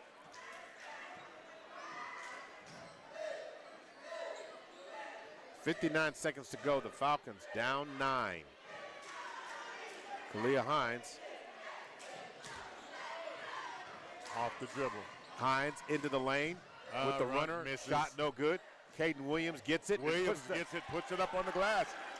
57-64, 48 seconds remaining in the game. 7-point game. Foul number 23, Fowler. They didn't foul her. 40 seconds on the clock. Ball back in the hands of Moore. Yeah, Moore, he wants to go to the free throw line. Foul her. So now Moore diving down the lane. Shot off the glass. This is the bunny. Oh! Stolen back by Heritage Hall. Timeout, Heritage Hall. With 26 seconds. So, again, the Falcons, in essence, not fouling there, did not give themselves another opportunity. They didn't give themselves a chance. They should have fouled number 23, which Cashlin is Cooper. And that's who you want to foul. Now they're going to get Cooper out the game. They're going to get some free throw shooters in there. You are walking with your senior, please head to the hospitality suite. So in this particular situation, Gary, at this point, Heritage Hall's got to inbound. If they get the ball in, then you got to foul immediately. But 7 points is a lot to knock down, and then you haven't had the requisite 3-point shots to fall for you. Right. On the course of the night, the Falcons are shooting 4 of 17 from 3, 24%. Jeez. So that's just an ugly number, and it's not going to allow you to really get, as they say, get loose in this case. It's not. So now Livy Lemon to throw it in.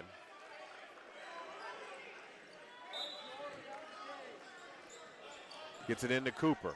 You can foul her right now. Nope. Swing the ball over. And the ball's back in the hands. 18 seconds. Swing it to the corner. Going to throw it up on top. Falcons going to run out of time here. 12 seconds on the clock. And finally, Reagan Carey runs into the back of what looks like Anna Walker. And Anna Walker's going to go to the free throw line now. Yep. And that's her fifth. So that is the 5th foul now on Raquel Hunt. So Hunt picks up her 5th foul. So she's going to have to come out of the game. And they're going to bring in, looks like they're going to bring in Destiny Johnson. Or is it Reagan Carey? Reagan Carey fouled out. I didn't know Reagan Carey had 5 fouls. Well, maybe she just checked herself out. How many points does she have? Reagan Carey is going to leave the game with 26 points. Jeez. Great game by Reagan Carey.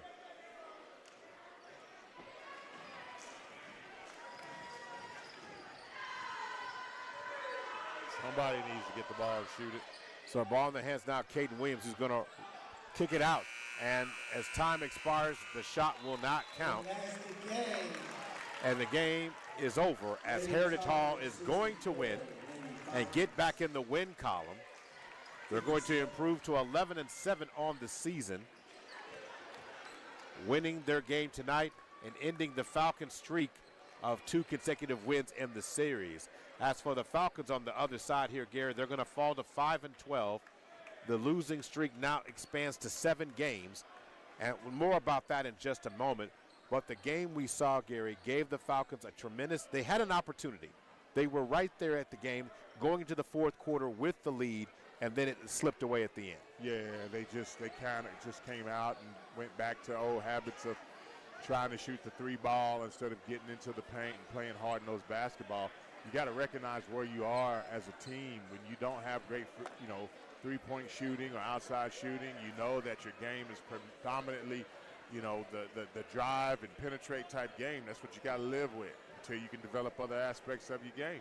Heritage, The Falcons outscored Heritage Hall 17-12 in the third, and Heritage Hall returned the favor in the fourth, outscoring the Falcons 18-10. And you got to ask yourself, what did they do in the third that was so effective? Well, they forced turnovers, and they got into the paint. They shot very well from the floor.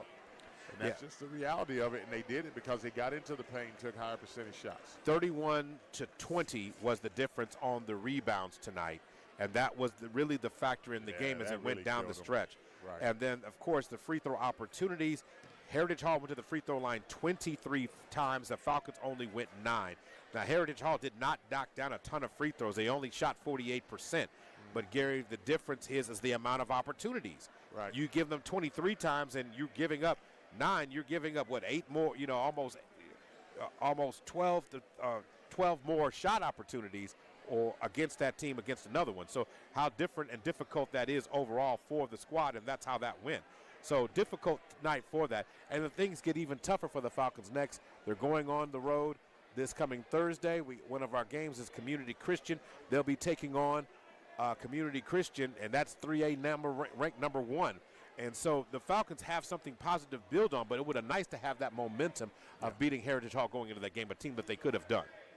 Right, most definitely. So, like I said, we talked about it in the pregame. The little things, building on the little things, the positives. A good win would have been something to build on, But like I said, now it's just a matter of again, continuing to keep your head up. I did like the style of play tonight. I mean, there are some good things that happened tonight. I like that. I think the disconnect in the game is when the Falcons laid back, start shooting 3 balls. Yeah, that's when they lost it. And then not rebounding. That's right. So we're going to get out of here for game number 1. As we do that, Reagan Carey finished with 26 points, 4 assists, and 7 rebounds and 4 steals tonight, Gary. Lady Falcon, player of the game. Yeah, and then Caden Williams finished with 6 points, 3 assists, 3 rebounds in the contest overall for the game. Then you've got overall for this one, Raquel Hunt with 9 points, 4 assists, 4 rebounds in the game, and 5 steals. And, had she not drawn her fouls, she probably would have gotten more. Destiny Johnson with 3 points, Alyssa Isaac with 7, Neve Marzette with 2, and Kalia Hines with 4 points, 2 assists, and 3 rebounds in the contest overall, Gary. That's how the Falcons have scored tonight's game. We're going to take a break and get you ready for the boys' game coming up here in a little minute.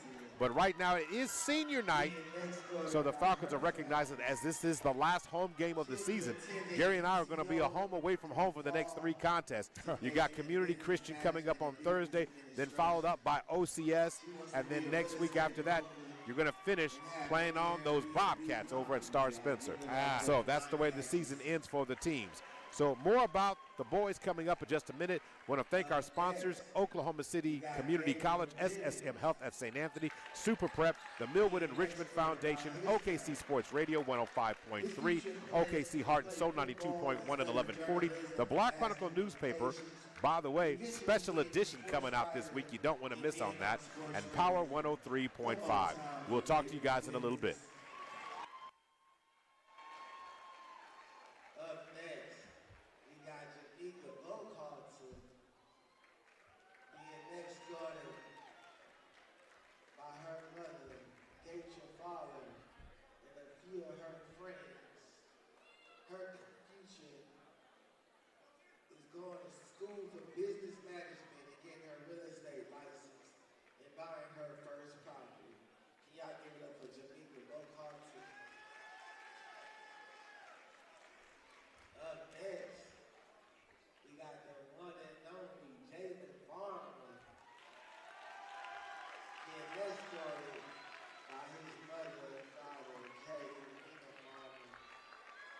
His future plans is to attend Mid-American Christian University to study media production and communication, and plans on walking on to play basketball there as well. Jalen Farmer, ladies and gentlemen.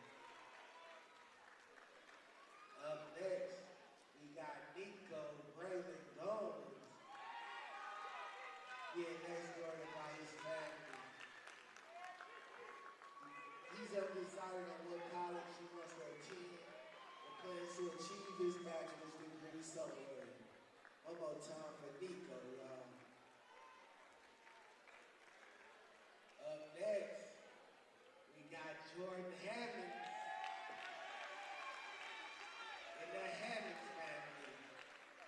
Shalicia and Justin Hammond.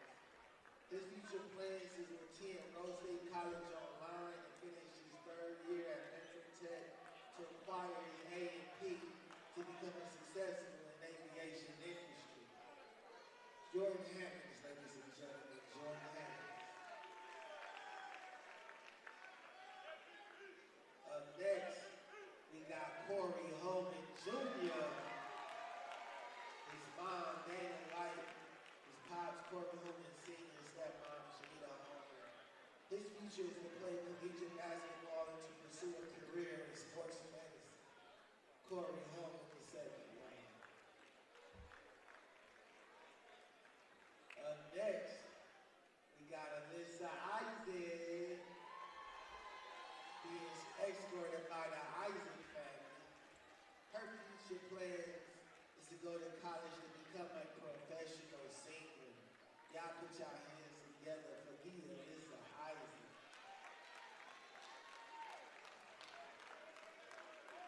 Next, we got the T-Town replica, Josiah Mays. He's been escorted by his mom.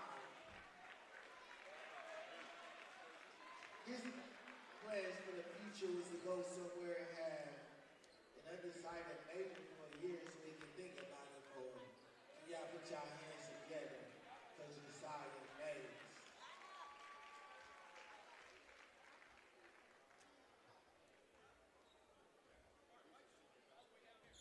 Our next senior is no other than Jamari Moore. Jamari is being escorted by his parents, Leandra and Courtney Moore. His future plans is to attend the Langston University and major in computer science and programming. Jamari Moore, ladies and gentlemen. Up next, we got no other than Mark Presley Jr.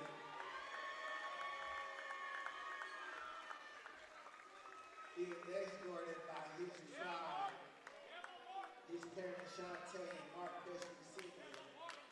His future plans is to continue to pursue his culinary dreams as well as being still in some kind of contact with sports. Y'all give it up for Mark Presley Jr.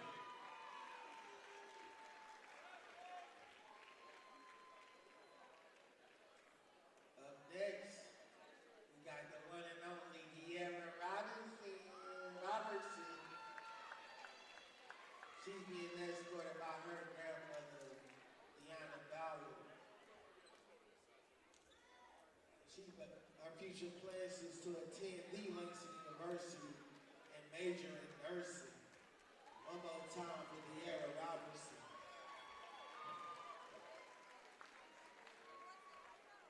Up next, we got Tremia Stell. She's being escorted by her parents, Christy and Tramel Allen. And a bunch of other family members. Her future plans to attend a nursing school.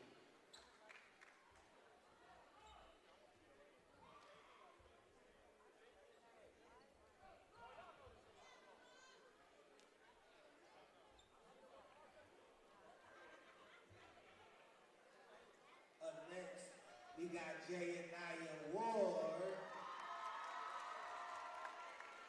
She's being escorted by her family. And her future plans is to attend school.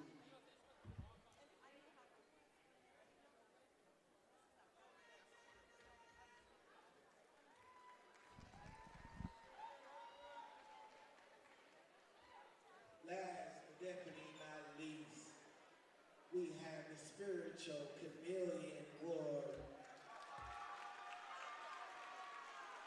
Being escorted by Kathy Patterson and Michael Ward and a lot of other family members. Her future plans is to attend the Langston University to major in business management and to open up her own establishment, following in her mother's footsteps and being her own boss. Can y'all give it up one more time for the senior class of 2025? Thank y'all so much for being here to support and acknowledge our seniors. Shout out to all the parents who made the ultimate sacrifices to make sure that their kids graduate and go on to be successful individuals in the society. Don't forget, it is Black History Month. We have a lot of events planned for y'all this month. February 18th is the Mr. and Miss Millwood pageant going down at 6 o'clock. February 20th is our Black History program in the auditorium. February 28th, we got the Black Girl Expo. So make sure y'all continue to show love to our seniors in Millwood.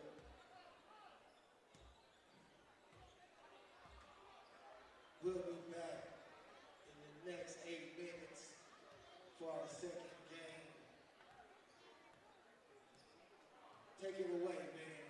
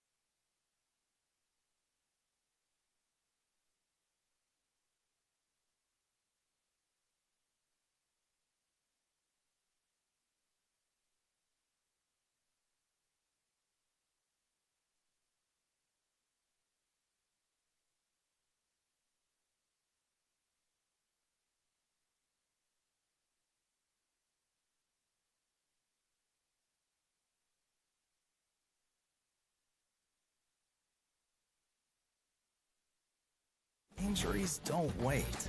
For business hours, now you can be seen 24/7 for sports injuries. Whether you have a sprain or a broken bone, at the SSM Health Bone and Joint Injury Clinic at 13401 Northwestern.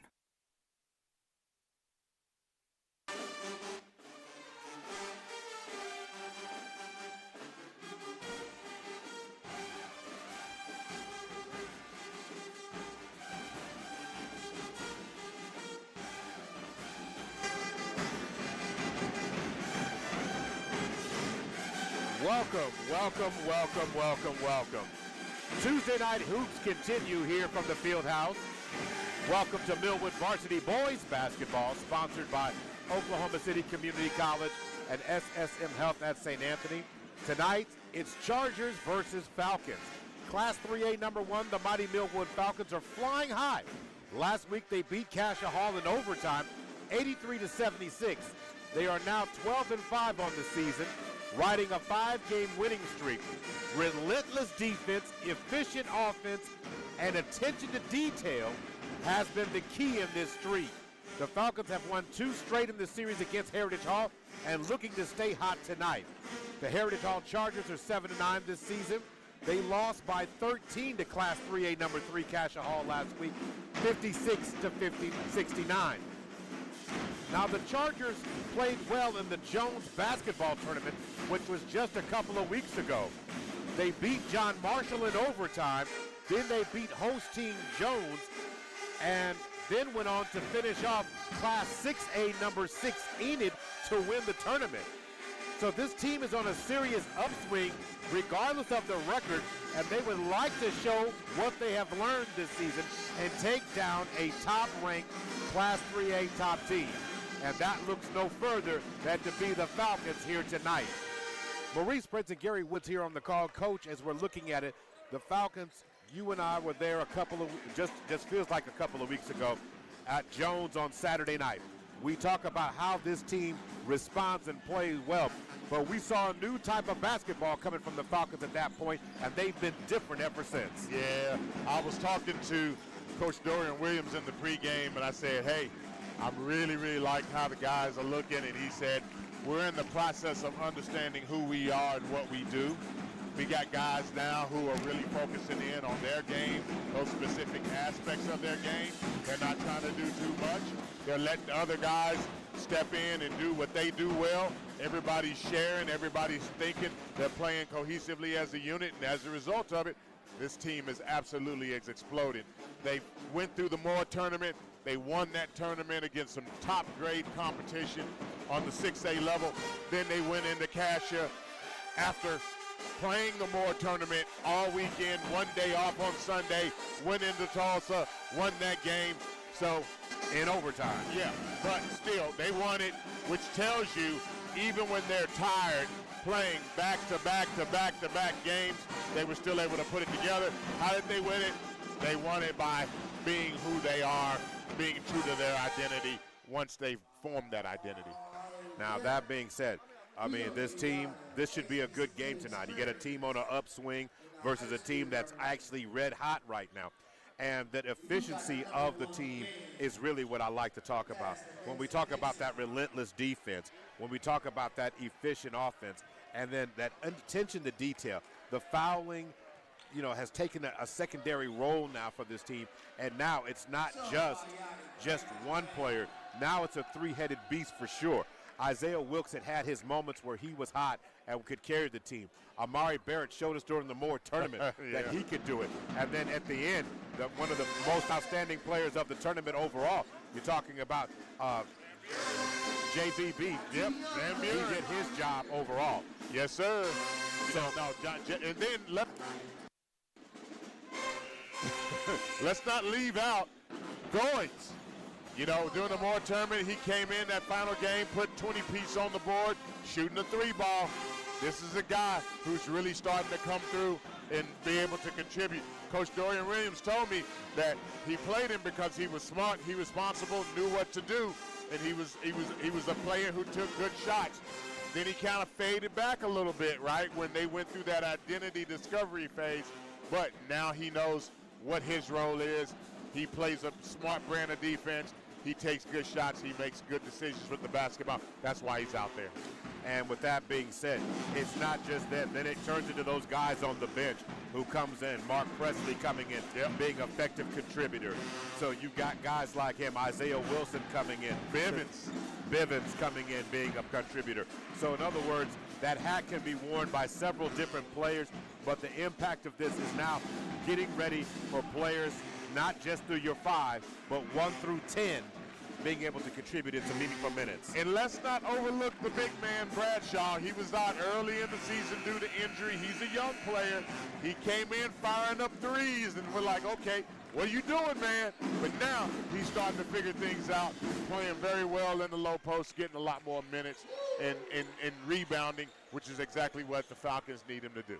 All right, it's going to be time now for starting lineup, so let's turn it over to the PA address announcer, and we will get the starting lineups for Heritage Hall and confirm that with the Falcons tonight. We're going to introduce the starting lineups for tonight's matchup, starting with the Chargers from Heritage Hall. Up first, sophomore guard number 1, Xavier Embro. Up next, we got junior guard number 5, Denton Southers. Senior number 11, Roman Welch. Sophomore forward, TJ Williams. Junior number 40, Johnny Carter.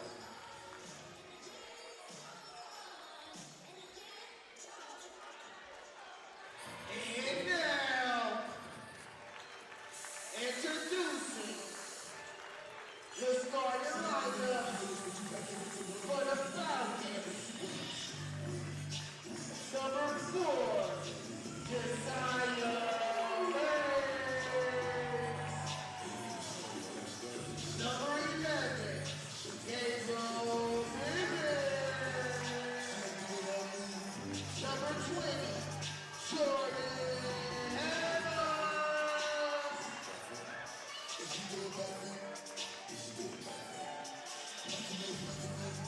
Number 34, Jamari Moore. Number 24, Chloe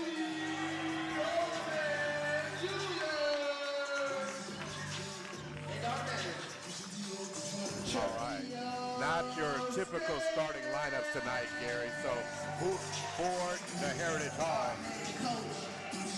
Hall, starting tonight, you've got the sophomore Xavier Embro, number 1. Number 5, Denton Southers, the junior. Number 11, the guard senior Roman Welch. Then a sophomore, number 23, TJ Williams. And number 40, Jonathan Carter, he's a junior. Dylan Sullivan is the head coach for Heritage Hall. Who does the starters tonight for the Falcons? Yeah, starting lineup for the Millwood Falcons tonight. All senior lineup on senior night, starting at guard number 4, Josiah Mays. At forward, number 11, Gabriel Bivens. At center, number 24, Corey Holman. At guard, number 30, Jordan Hammonds. And at guard, number 34, Jamari Moore. So by going with this lineup tonight, the tone is going to have to be set for guys who don't normally start. Let's see what Coach Dorian Williams wants to do with this group. Going to work right now. Corey Holman taps it, but no one was there, so yeah, they're going to have to re-jump it up. Yep.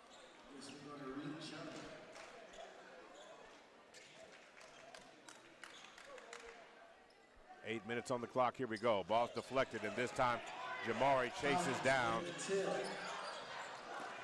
Ball in the hands now, Josiah Mays. Working the ball around top. Being harassed right now by Denton Southern. Ball over in the hands now, Gabriel Bivens. Getting the start tonight. Working the ball around. Ball in the hands of Moore. Up top to Holman, over to Bivens. Bivens on the right wing to the corner. swing it over to Mays. Mays to the corner. Plenty of time. You don't have to hurry. In the lane is Moore. He loses it, or the ball's going to be knocked out of bounds. It will be Falcon basketball. Yeah, I'm watching the ball movement. It looks pretty good. I actually like how the guys are rotating the ball and moving around. All right, working the ball. Inside, trying to get the ball down low to Corey Holman. Holman gets it, turns and fires. He can't get his shot to fall. And the ball goes out of bounds this time. And it will be Charger ball. So good motion on that one. The Falcons just did not get a good look on the offensive end. So to work now, Embro. Across the timeline now. Swings it over to Roman Welch. To the corner. Inside. Turn and fire. Shot no good. Rebound chased down by Mays. Mays into the lane and loses it, or the ball is, he's going to get fouled this time. Foul's going to be against number 1 on Embro. Team foul number 1, 6:56 to go, another free throw line. Here comes Josiah Mays with a chance to fire the shot. Runs out. Misses that first free throw.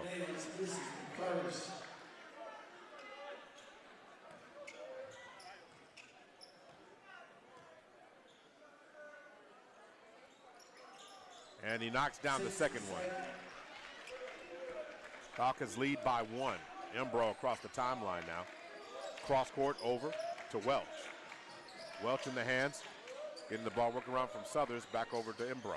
Embro drives baseline, throws it to the corner. Going to get caught stepping out of bounds. Going to be a turnover. Will be Heritage Hall ball.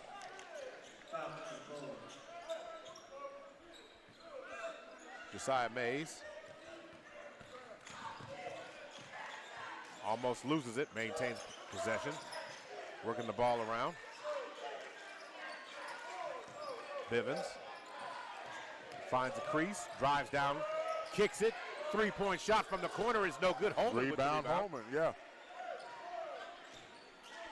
Reset the offense. Coach Dorian Williams redirects traffic. Jamari Moore into the paint, drive, tries to score the basket, can't get it to fall this time. Rebound to Chargers. To the right wing. Up fake, driving down the lane.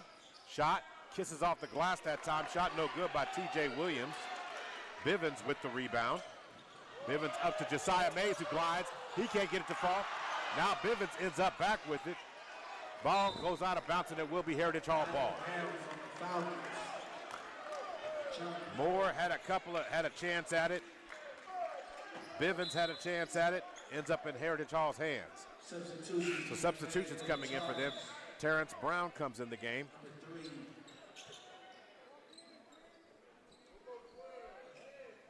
So the coach decided to pull back the substitutions at this moment. So back to work now. Ball in the hands now of Roman Welch. Ball to the right wing to Southers. Ball on the left. Going to swing it over to Embro. Ball. Bounce pass to the corner. Up fake. Pass into the lane. Traffic. Turnover. Going to be a steal by Bivens. Bivens goes right down Main Street. Contact, no foul. Loose ball as Bivens misses the 2. And then Embro lines up a 3 and laces that one. So Heritage Hall leads by 3. Working the ball around. Bivens draws contact this time.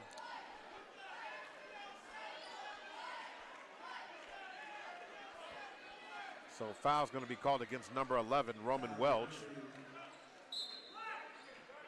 Team foul number 2, so now substitutions. Terrence Brown comes in. And then looks like Barrett Travis comes in the game. Holman muscles down low, can't get the shot to fall. Too strong. Up, turnover. No. Stays with the Chargers.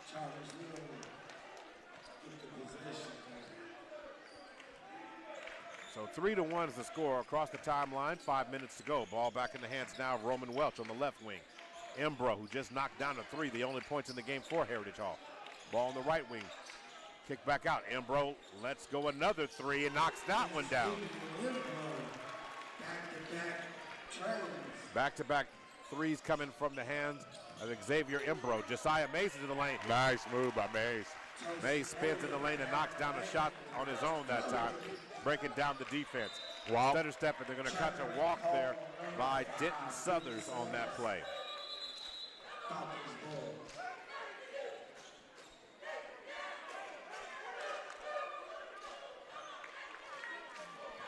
So Josiah Mays now has it. 6-3 is the score. Mays kicks it to the corner. Farmer has it. Back over to Bivens. Bivens trying to get it down to Holman. Holman backing down on the box. Mishandles the ball there. But they're going to call a foul. Foul's going to be called against number 3, Terrence Brown. The key with Hammond is that he has to work to get position while the ball is away from him. Don't try to start working for position once the ball rotates at you. Checking into the game. So Southers comes out of the game. Also in the game comes Porter Gillespie. Porter Gillespie, and returning the game goes T.J. Williams. Gabe Bivens lines up a three and gives him all 3 of these. So Gabriel Bivens has 3 on the night. Falcons now officially has 6 on the evening. Oh. And they're going to say 3 in the lane. So T.J. Williams' 3-point shot must be good. 3. Oh, wow. And they count the basket for 3 for him. Oh, push foul on 34 or 24 against Corey Holman.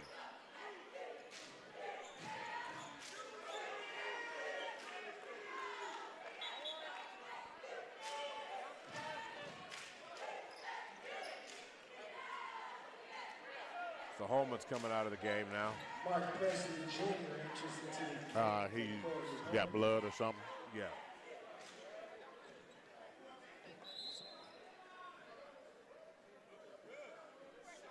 So now at the free throw line is T.J. Williams.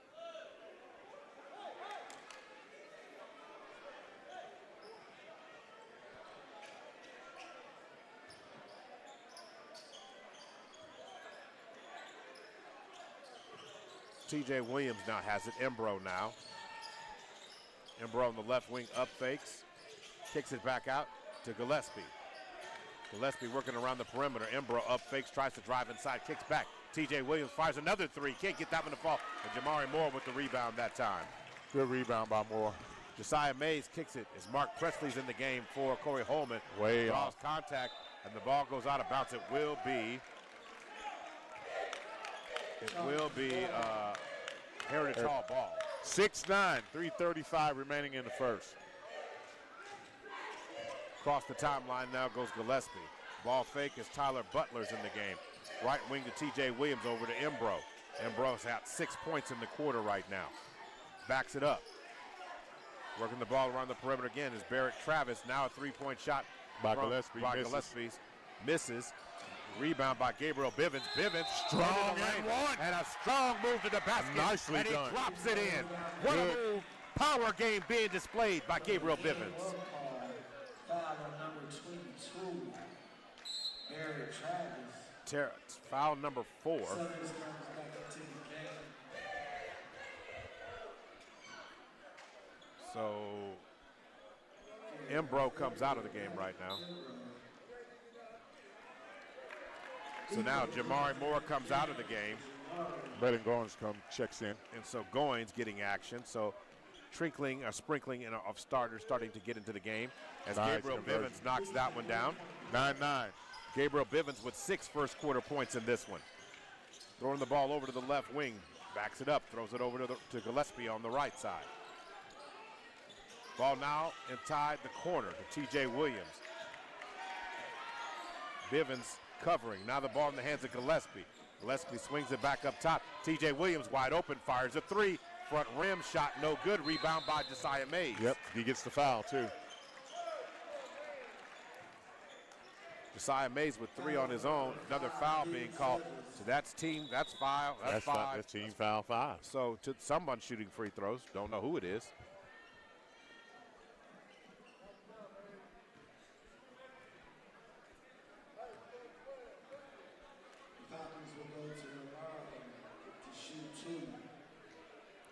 2:45 to go.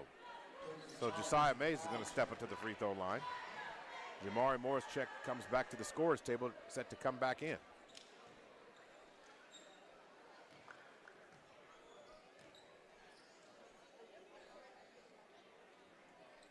Josiah Mays back rims that first one. Yeah.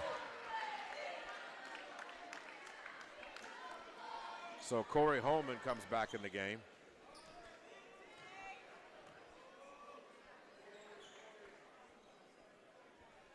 And he goes 1 of 2.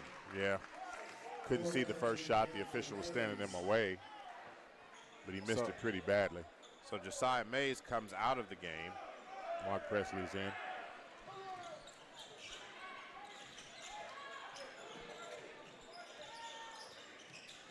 Going back to work.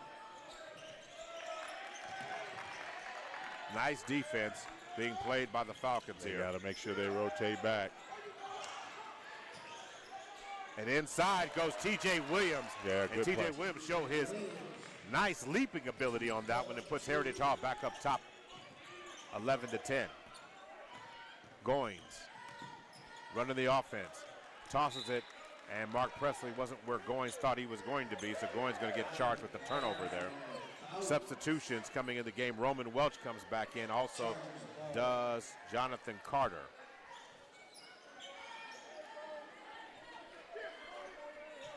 So to work right now. Coming across the timeline goes Gillespie. Tries to get the ball down low. Jamari Moore comes up with a steal. Nice job by him. Moore gets it over to Goins. Falcon offense resets. Mark Presley has it. Goins gets it on to Holman. Holman's going to try and back down, swing it over. Way away from the basket. Goins over to Farmer. Back up top to Goins, reset, 1:41 to go in the first. Falcons down 1. Goins trying to play off a screen. Kicks it to the corner. Farmer swings it back out. Holman up top above the circle. Now hand off to Goins to the left perimeter. On the left wing, back up to Holman. Falcons trying to find the right position. Holman at the high post. Now he's dropping back down low. Goins. 1-11. Mark Presley swings it back out. Three-point shot by Jamari Moore, and he knocks it down for 3. With a nice assist on that one by Mark Presley. Nice patience demonstrated by the Falcons offense. Driving inside goes T.J. Williams. He Get can't get that rebounds. shot to fall. Yeah. All tied up at 13, 44 seconds to go. Moore now has it. Swings it. Farmer fires a 3. Front rims, he can't get that shot to go. Yeah. The ball goes out of bounds.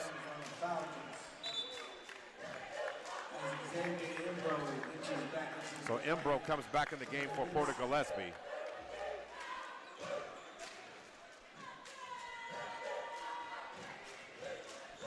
Across the timeline goes Embro. Swings it over.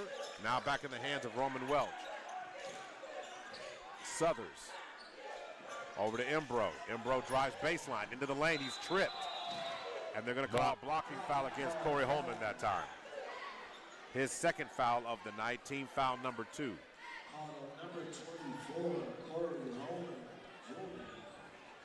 So now, going to inbound the ball with 23.6 seconds to go. All tied up at 13 apiece. Going to throw the ball in. Denton Southers. Kicks it to the left wing. Wide open shot by Embro. He can't get the nobody blocks out. Nobody box out on that one. Man. So shot back in on the other end. They knocked the shot down, so it takes the lead 15-13. And now, nice basket made by Denton Southers. Now he's to the free throw line shooting 1. I mean, just completely just stopped playing. Didn't block out. Didn't stay on top. Anything.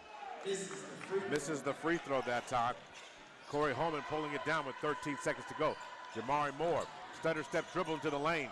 Through contact, Nice, Jamari Moore goes to the basket and scores. All tied up at 15, 2.8 seconds to go. Three-point shot as time expires there by Denton Southers. It is a tight one. Falcons 15, 15 all tied up at 15. We'll take our first break. We'll be back in just a moment. You're listening to Millwood Falcon Varsity Boys Basketball, sponsored by OCCC and SSM Health at St. Anthony.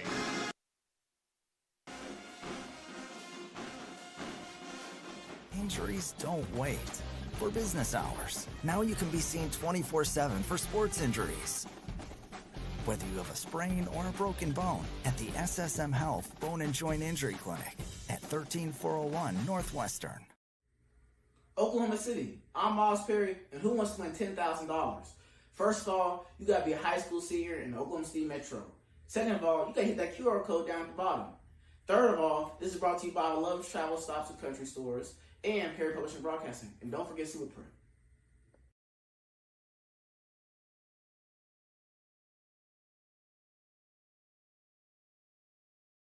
Boys basketball presented by OCCC and SSM Health at St. Anthony. Let's see what Coach Dorian Williams elects to do. He's coming back out, it looks like, with nearly the same team that went at the end of the first quarter. Only difference is Josiah Mays has returned. Jamari Moore, it looks like he's out right now, and it looks like Jalen Farmer is out. So you've got Bivens on the floor. You got Bivens on the floor, along with Goins, Mays, Holman, and Presley on the floor right now. Yeah. Ball's going to be stolen. What a steal there by Mark Presley. That's Mays. Oh, that was Mays. Mays goes to the basket. He's going to block the foul. He's going to get the and one.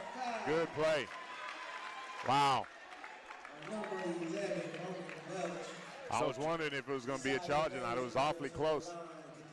So Josiah Mays got the steal, the deal, and now he wants to get the extra value meal. Yeah, he wants the three-piece and a biscuit. Yes, that's what he wants. I want that three-piece spicy. Oh, spicy, huh? Yeah, all dark meat and a biscuit. And he knocks it down. And he gets it. 18-15. And a jalapeno pepper.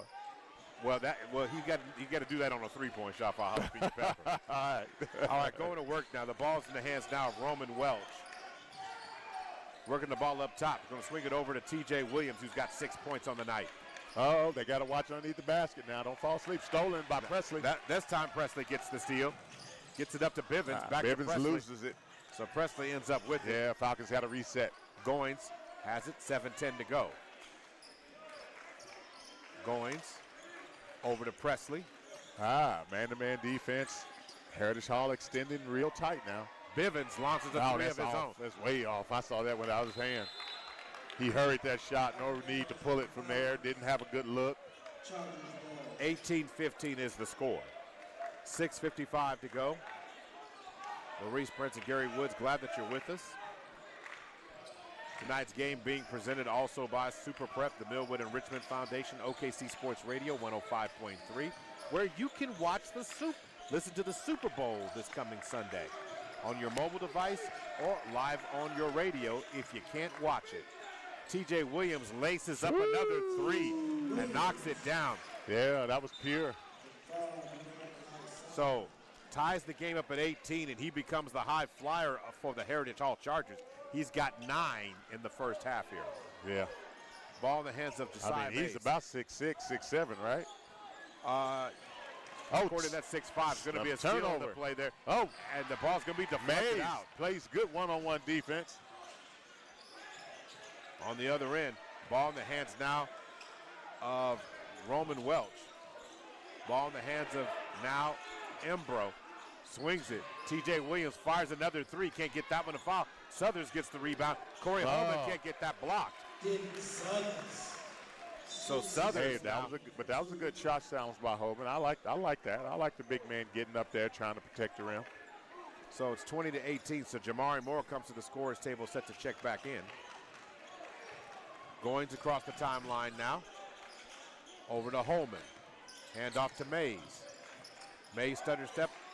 Up fake to Bivens. Yeah, the Falcons need to get out of this three-point shooting contest. They need to get into the paint. Somebody got to put their head down and go. You got to move the ball. Right now, the ball's staying up top. Got to swing that thing to the wing. Good peel right there. Miss. Got to get a rebound. From the high post, that J by Josiah Mays no good. Here come the Chargers. It was up a good by look, 2. though. I like 5:20 to go. Yeah, I like the peel. Ball in the hands now. Steady dribble now by Southers. Southers gets him trying to get around Mark Presley. Throw down to the box.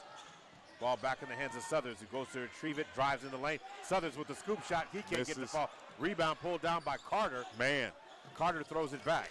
Too many, just absolutely too many second chances for Heritage Hall.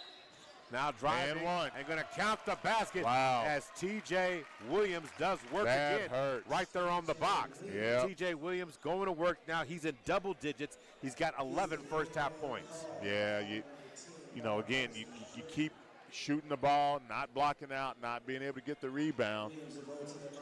Then next thing you know it, you know, they're going to eventually make one. You keep giving them a chance, they're going to eventually make one. Bivens comes out. Jamari Moore comes in. Mark Presley comes out. And it looks like, who comes in for him? Oh, Jalen Farmer is in the game. Shot is up, and the shot falls now. Completing the three-point plays, T.J. Williams. So he has, on the night, 12 points. Now T.J. Williams comes up with a steal, and T.J. goes to the basket and scores. 25-18. Turnover again. So T.J. Williams with another steal. It's starting to get painful.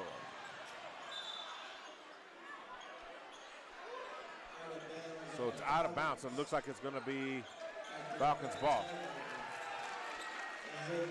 Okay, here we go. Starting lineup for the Falcons, checking into the game. Van Buren, Clay, Wilkes, and still no Barrett. No, Barrett's in there. Barrett's in? Okay, and I see. He's bent over. Okay. And not to mention, though, that he changed his hairstyle again. Yeah, he's free-flowing with the Soul Glow curly bounce. Okay, the shot was challenged by Van Buren. Shot by Embro, no good. Rebound pulled down, going to work by Barrett. And Barrett on the shot. Van Buren with the rebound over to Clay. Nice. Get in the paint. Elbow shot. Rims out. Good look by Barrett.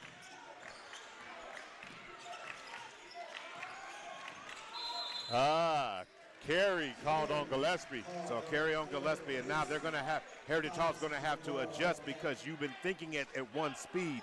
Now the starters for the Falcons have not checked in the game. It's a whole nother level of speed, whole nother level of length and athleticism.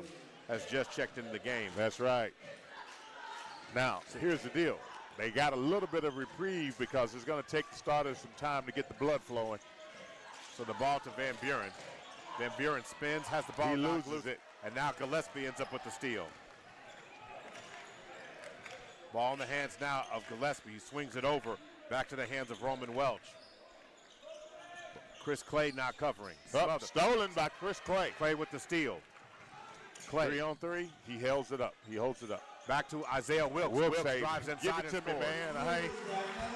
I ain't holding it up. You give it to me, I'm going down the lane. So Wilkes gets his first basket of the afternoon. I mean, only been in the game. Now the starters have only been in the game about a minute and a half at this point. Going to work the ball to the left wing now. Embro now being covered by Clay. Embro spin move, turns and fires. Yeah, and he then gets fouled. Chris Clay snake bit him. Yeah, he got fouled. Yeah, fouled him right there at the wrist. Yeah. So Christopher Clay getting called with the foul there. Yeah, no, that was a good foul. So 2 team fouls against Heritage Hall, 1 team foul against the Falcons, but Embro at the free throw line right now. He's got 6 early in this game. Embro misses the first free throw.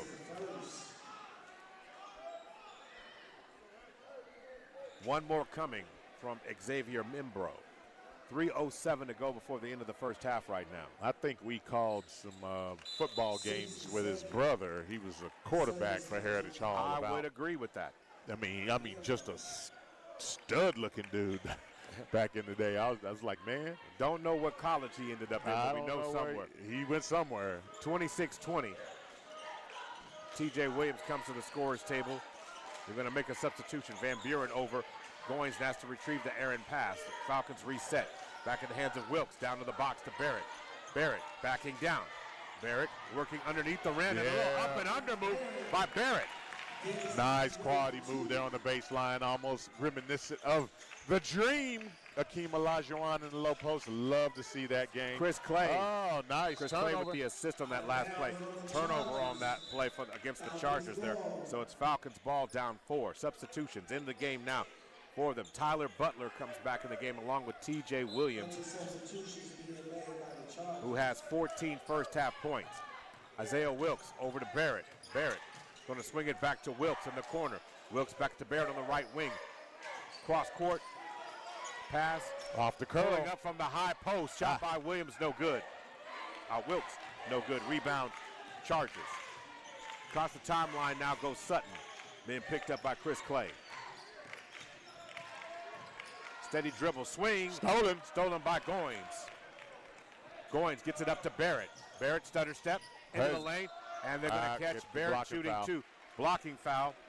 Team foul number 3, but Barrett goes to the free throw line. Falcons trying to creep back and tie this game up. Xavier Embro coming toward the scorer's table. Probably going to check here in just a minute. Mark Presley set to return back to the game as well. Barrett knocks down the first free throw. Embro checks back in for Denton Southers. Goins comes in the game now. Goins checks out of the game for Mark Presley, who returns.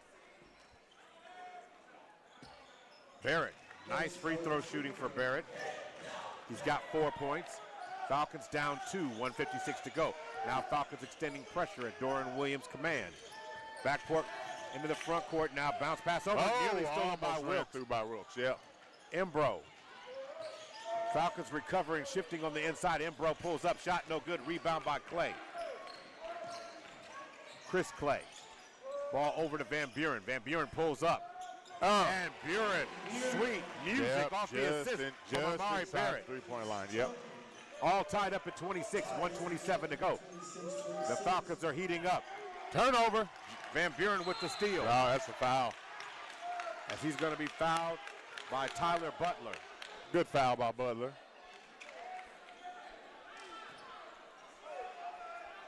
Foul number 4, Tyler Butler.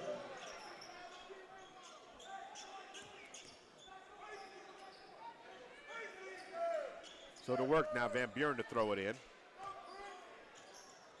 Van Buren looking, gets it to Barrett. Barrett was looking for the backside goal by Wilkes. Turns and fires on a turnaround free throw jump shot. He can't get it to fall. That time missed by Barrett, rebound by the Chargers. Love to fall away from the basket for the turnaround game there for Barrett. Ball in the left wing. Trying to find some space to operate. Williams. Wow. I thought that was up and down. Looks like he could have got that. He got away with a travel on that one. So on the other end, it's going to be a steal. Uh-oh, highlight. And Williams goes to the basket, draws contact against Mark Presley that time. So 28-26. Foul's going to be called against Mark Presley. It's the second foul. Team foul number 3. Did mention Kingston Rivers, who had checked in the game for Heritage Hall. Okay. So at the table right now, set to come back in, is Porter Gillespie. Yeah, Porter Gillespie, sophomore. Actually, I worked with his mom. She's actually a nurse practitioner and been knowing her for a long time and been following this young man's amateur career ever since he was, golly, man, Porter might have been 4th, 5th grade. Now here he is. You know, he's sixth man off the bench for Heritage Hall as a sophomore, getting lots of good quality minutes. So T.J. Williams knocks down the free throw there. 37 seconds to go. Wilkes gets it back to Van Buren. Van Buren, Falcons down by 3. Amari Barrett looked at the 3, fires the 3, in and out. The shot does not fall for him on that one. I mean, inside the rim, kind of wobbles around and then pops out. Chris Clay with a nice steal on the play. Here we go, 14 seconds on the clock. Isaiah Wilkes inside. And they're going to call a foul on the floor. Yeah, they're going to call it on the floor, yeah. Wilkes wanted that, he wanted that NBA call. Unfortunately, those were called during the girls' game. They used them all up. All the NBA calls. All the NBA calls, yeah. Team foul number 4 for Heritage Hall. Ball up top to Van Buren, 10 seconds on the clock. Barrett pushed, and then he turns and fires, gets his own rebound, and then turns and fires and scores. Basket for Barrett. Yep. Man, I have to bring this up. So I walk into the locker room pregame, and I go in, and on my way out, I walk by Barrett, and I'm looking at He back rims that free throw, doesn't get it. Isaiah Wilkes gets it. He gets fouled as time expires, but he's going to shoot free throws. What I was going to say is I walked by Barrett, and let me tell you, the guy's big, man. I mean, he's a big dude. Him and Van Buren both, when you walk by those guys, they don't look like they're all that big from over here, but go stand next to them. They're nice-sized dudes, man. So on the other end, so here we go. Isaiah Wilkes. 0.8 seconds have been put back on the clock. Boom. And the free throw is good by Wilkes there. 29-29. Wilkes with 3 so far in the game. And Isaiah Wilkes can give the Falcons the lead And he does. for the first time tonight. As time expires, Wilkes knocks down the free throw, and the Falcons lead 30-29 as an errant three-point shot careens into the abyss. So the Millwood Enrichment Foundation halftime report's coming up in just a minute. Don't go anywhere. We got to break this one down. Oh, yeah. Got to do some math skills. We'll be back on the other side. This is Millwood Falcon Varsity Boys Basketball, brought to you by OCCC and SSM Health at St. Anthony.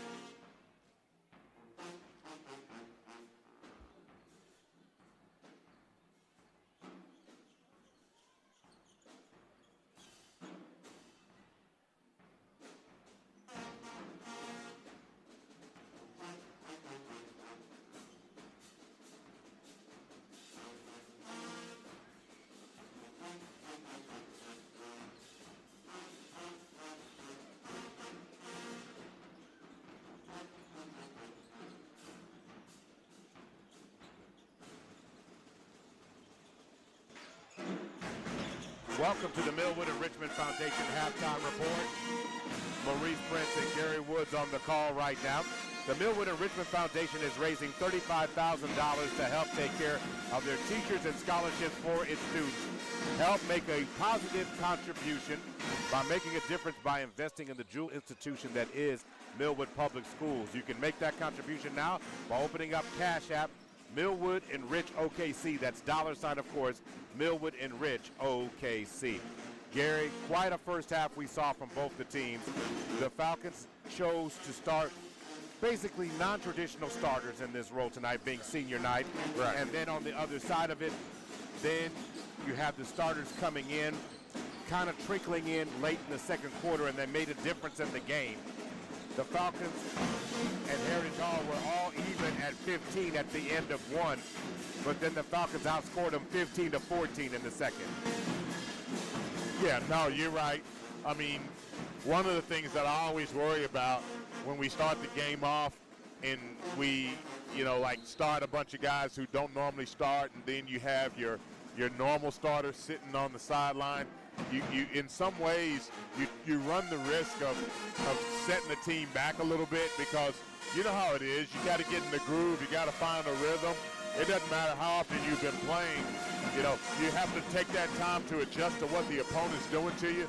And so to not have the starters play against a quality opponent like Heritage Hall, number one, that was an issue. And then number two, hey, with the guys who did start didn't do a bad job. They actually came in and really held it down and kept the game tight and competitive.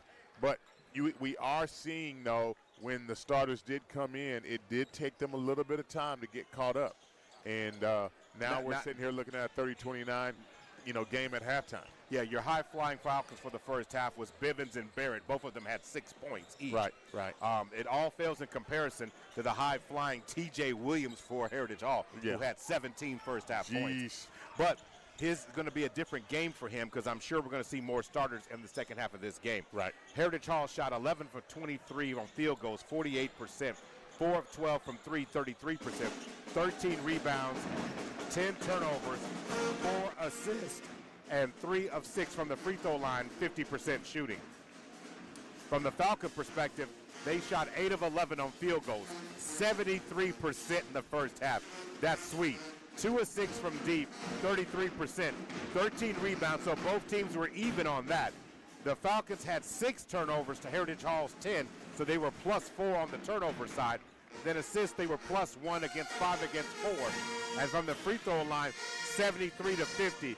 Gary, the numbers show that even those backups deserve at least a round of applause, because they came out, set the tone, and the starters did not have to fight and really have to set the identity. They came in and did what they were supposed to do. No, you're right. They did. And so that's a hats off. One of the things, of course, that we're used to is making sure that we try to get, a lead, right? But now we're in a situation where we kind of had to start the game dead even. Heritage Hall, of course, had their starters in the game. They got a rhythm and a flow. And then the Falcons, of course, they had to play catch up a little bit. But all in all, good game and really good competition. Look forward to the second half. All right, starting the second half of this one, it looks like we've got – so Goins is in, so it's more of the starters that we've talked about more often. Goins, Wilkes, Barrett, Presley, and Van Buren are on the floor right now.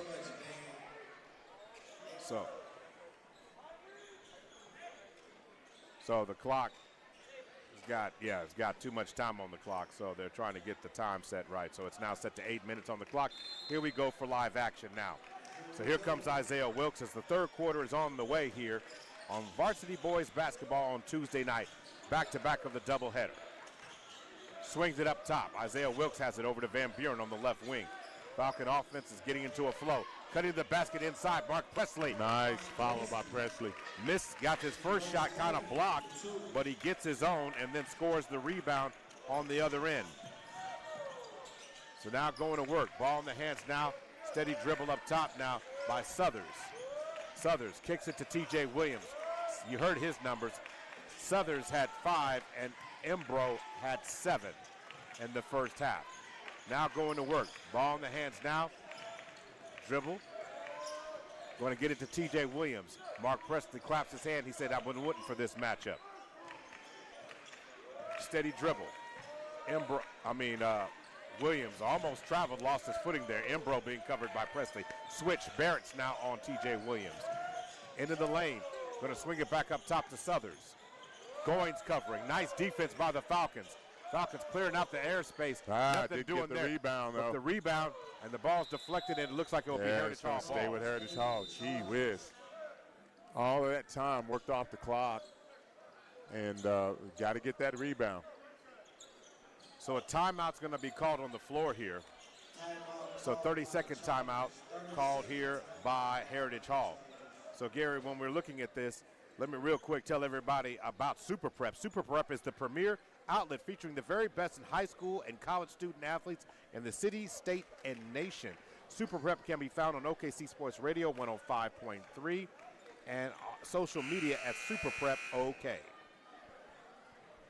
So 29-32, Falcons up by 3. And it's going to be Heritage Hall ball as we get back to live action. Embro to throw it in.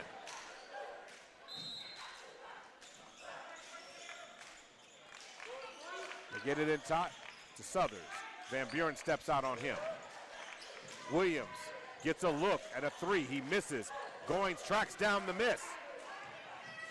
On the other end, Amari Barrett scores the basket, and they're going to count the basket on the shot. So count the basket. Foul's going to be against number 11, Roman Welch that time. Team foul number 1. And count the basket for Barrett. Barrett with 8, looking for 9. And he gets that. Throw.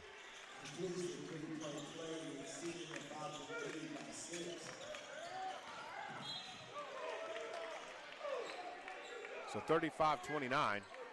Ball's going to be deflected out, but it will be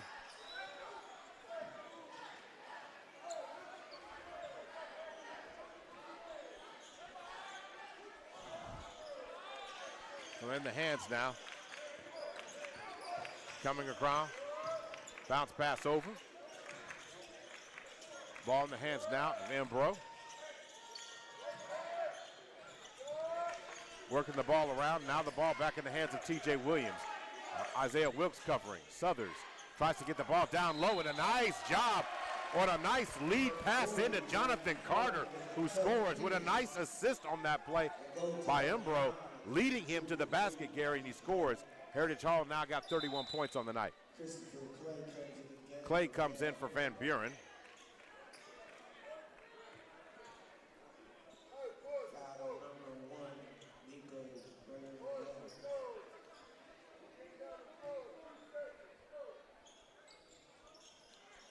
Shot, free throw is no good. Rebound pulled down by Barrett. Barrett pushes, kicks to the corner. Christopher Clay for 3. And Clay has his day. Good shot by Clay. Good look. Good fast break. Square up. He was ready to fire the ball. Took advantage of it. 38-31. Chris Clay getting his first points of the night. Barrett with the harassment there on the top end. Oh, I think that's, wow. I think so. The foul's going to be called against Isaiah Wilkes there. Yeah, I think he tripped over his own feet. So now to inbound the ball now is Roman Welch. Going to inbound the ball. Embro, pressure in the backcourt. Steal by Clay.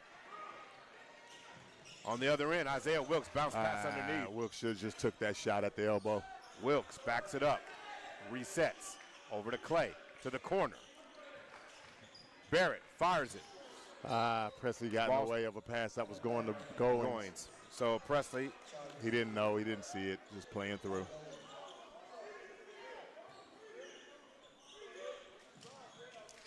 So just as a point of contention tonight, I just have to know him myself. Chris Clay with 3 steals tonight. On the other end, Jonathan Carter shoots. His shot can't fall, but T.J. Williams ends up with the rebound. Nope. And scramble drill. Rebound. Mark Presley has it. Presley. He presses ahead. Presley into the lane. Euro. The Euro. He got rejected, though.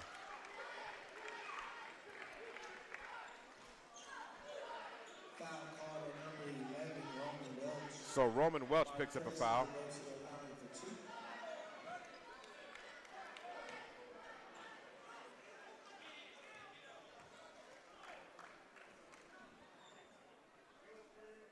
And Presley knocks down the free throw.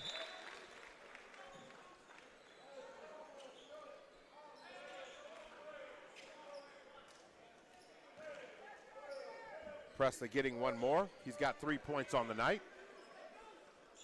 Second shot is good. So the Falcons have now expanded the lead to 9. Full court trap being applied, or pressure being applied right here. 1-2-2. Bounce pass over. Ball's nearly stolen by Mark Presley, shooting the gap there. Ball's deflected out of bounds. It will be Charger ball. 40-31. Both teams have 2 fouls apiece. And now working the ball around, pressure in the backcourt. Across the timeline now goes Barrett Travis, who kicks it to the corner. TJ Williams in the lane, goes through contact and scores. Lead down to 7. Goins in the corner. Up top to Barrett. Barrett up fakes. In the lane, pulls up, high post, jump shot. Shot no good. Rebound, Embro. And on the other end, contact. Yeah, Clay kind of got in the way there a little bit, got rolled out of bounds.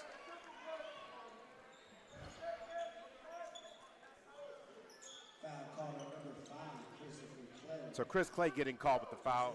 Team foul number 3, I do believe, for the Falcons in this half.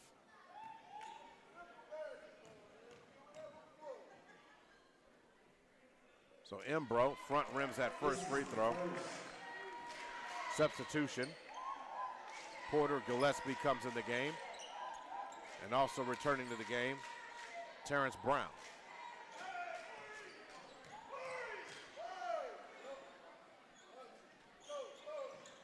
This is the second one. This is the second free throw that time. And Amari Barrett gets it on the other end. No. And they're going to call an offensive foul against Christopher Clay. Team foul number 4 now. This is third.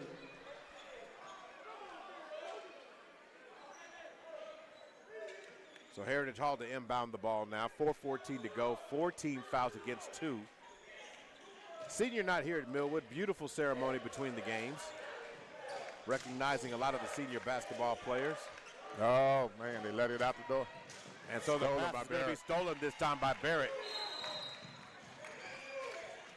Yep, foul. So a foul's going to be called against number 3, Terrence Brown. Team foul number 3.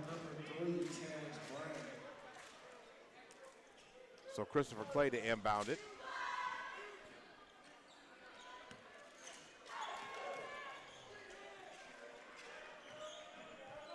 Goins has it across the timeline. Over to Wilkes, over to Barrett. Oh, nice pass. triangle game Rolling there. to the basket goes Mark Presley and scores off the Amari Barrett assist. And looking at things right now, Amari Barrett has 9 points, 3 assists, and 5 rebounds in the game. Embro being pressured. 5-second call being called against Embro there. Good Turnover. pressure by Barrett. So Barrett Travis comes out of the game, and returning the game is TJ Williams. He's got 19, 2 in the second half right now. Terrence Brown comes out of the game, and it looks like number 4, Tyler Butler, comes in. Across the timeline goes Goins. Kicks it over to Wilkes.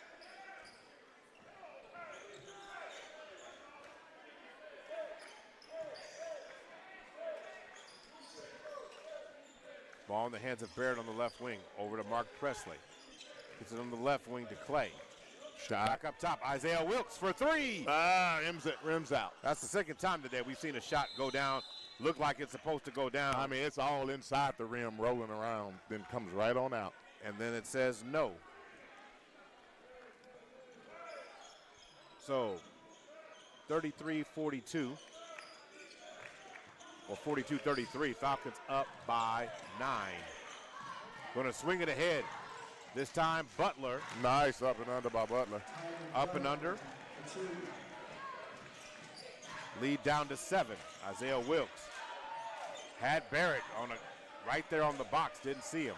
Yeah. Barrett in the lane, tries to fire. Mark Presley gets it. He and gets scores the the rebound. basket. Good rebound by Presley. So the Falcons push the lead back up to 9. 44-35. Up, travel. Going to call Embro for steps there. He tried to hit the brakes. Needs to change the pads on those. Yeah, the problem with it was that both feet came. You know, he didn't stick a pivot, didn't hold a pivot. Timeout called on the floor by Heritage Hall. Looks like it's going to be a 30-second timeout. SSM Health Hospitals are proud sponsors of Millwood Public Schools. Sometime after a hard-fought game, a player needs the services and help from a great team. Let SSM Health Hospitals get you back in the game from injury. Go to your local SSM Health located throughout the Oklahoma City metro area. The Falcons have outscored Heritage Hall 14-6 in this quarter, Gary. And looking at it from the second half perspective right now, the Falcons have been more efficient on scoring. 5 of 9 shooting overall, 1 of 2 from the free throw line. So you're talking about 56 from field goals, 50% from 3, where Heritage Hall is 3 of 8 shooting in the second half of this game. And it's all about the nasty defense that the Falcons are starting to turn up here tonight. No, it is. It's definitely about the Falcon defense and the difference between the little things, right, from player to player. The rebounding, contesting shots, and efficiency offensively. Chris Clay gonna kick it, and Goings for 3. Good shot by Goings. Nice assist that time from Chris Clay. They got numbers. 47-35, and Gillespie pulls up a nice down. It's a nice jump shot there from Gillespie. Lead down to 10. Here come the Falcons applying pressure. Barrett. Barrett pretty much goes doing 1-on-4. work. Nice short corner jump shot from Barrett there. Falcons lead back up to 12, 1:56 to go. Backcourt pressure being applied. The Falcons continuing to turn up the heat on the defensive end. Porter Gillespie hands off to TJ Williams. Oh, cross-court pass out of bounds. So as crazy as it sounds, you know, it's just been going a little wild. Isaiah Wilkes high off the glass, trying to get his own rebound. Presley same gets the team. rebound. And that time Presley was fouled. Yeah.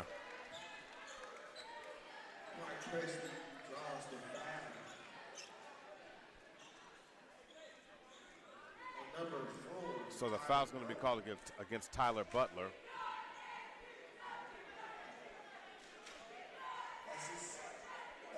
So 49-34, 1:33 to go.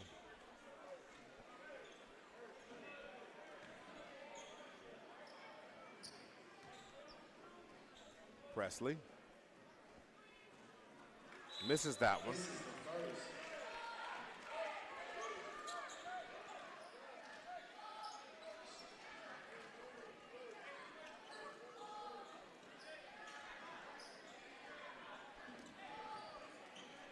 Okay, so Presley, Goings makes the second one. Makes the second one there. 50-37. So Josiah Mays comes in for Mark Presley, and Corey Holman comes in for Amari Barrett. 50-37. Minute 30 remaining in the third. Good minutes from Presley that time, Gary. Yeah, it was. Did a lot offensively, defensively on the boards. All right, trying to work inside goes Butler. Nice kiss off the glass. He's got 4 in the second half of this one. 50-39, 1:12 to go. Corey Holman backing down, kicks it over to Isaiah Wilkes. Wilkes for 3. And Wilkes was he cashed lined from that 3. up. He lined that up perfectly. Off the Corey Holman assist, Isaiah Wilkes now up to 7. Pressure defense being employed. Jonathan Carter. Oh, that's a charge. That should be a charge. Good charge by Corey. Drawing the charge. So team foul number 5 on Heritage Hall. The next free throw Falcons are shooting free throws. Chris Clay gets it into Wilkes.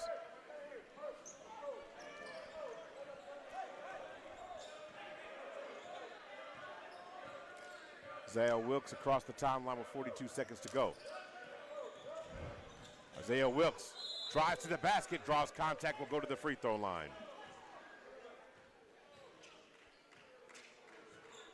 Yeah, Foul's going to be called against number 10, Porter Gillespie.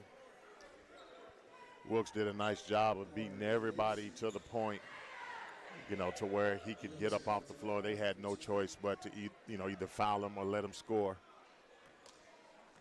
He's just so athletic. He is. Not a very big guy, but extremely explosive. Gets up off the floor, has a really good shooting eye, good handles.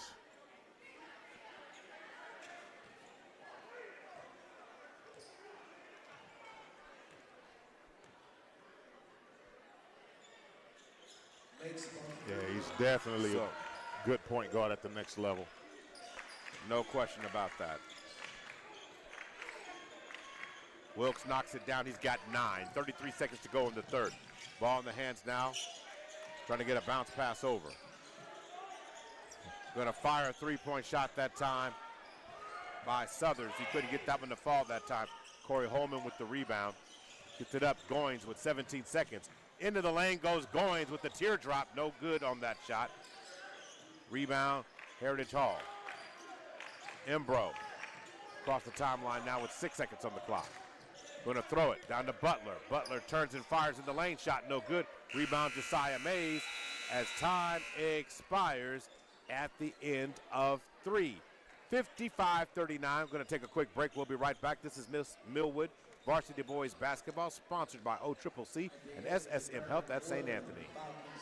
Oklahoma City, we're live right now during the Millwood Falcons broadcast. And today we have Mr. Milo Wilson. Mr. Wilson, how are you doing? I'm great. And yourself, sir? Give us that great title of yours representing Millwood in what capacity? I am the Millwood Enrichment Foundation president, also the Millwood Oklahoma City School Board vice president. Wonderful. Well, right now I know you represent the Richmond Foundation, raising money. The goal is $25,000. Tell me, what is that $25,000 going to go towards? I'm going to make you a promise. Each dollar that we raise will go towards our scholarships, towards our students, as well as our teacher needs. Well, if they would like to make a donation of any kind, where should they go right now? Right now, Cash App Millwood Enrich OKC. That is Millwood Enrich OKC, MILLWOOD ENRICH OKC. Wonderful, and we look forward to seeing everyone reach that $25,000 goal, and you have a great day. Thank you.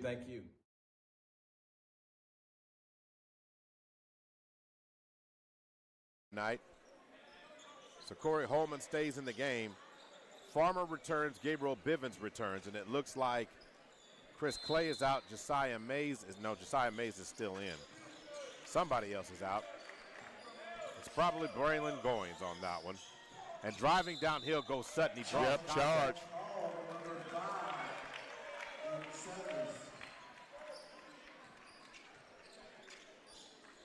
So Isaiah Wilkes is who's out for the moment.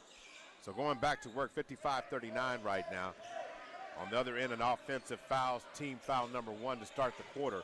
Barrett getting going here in the fourth. The Falcons outscored Heritage Hall 25-10 in the third, Gary. Ball on the left wing. Amari Barrett pulls up just above the free throw line with the jump shot. Corey Holman with the rebound. And Corey Holman tries to force the shot up. Could not get it to fall that time. A good rebound by Holman. Yeah, the free throw line he goes. Team foul number 2. They're going to catch that foul against number 5 on Denton Southers. And then coming to the scorer's table is Terrence Brown for Heritage Hall.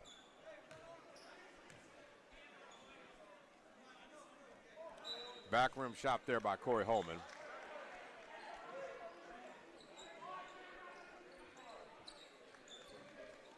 So Jonathan Carter comes out of the game, and now Terrence Brown checks in. Corey Holman, see if he can knock this one down, put some points on the board. Missed both of them. Missed both free throws that time. Heritage Hall ends up getting the rebound. Here comes Roman Welch. Welch across the timeline. cross court over to Southers.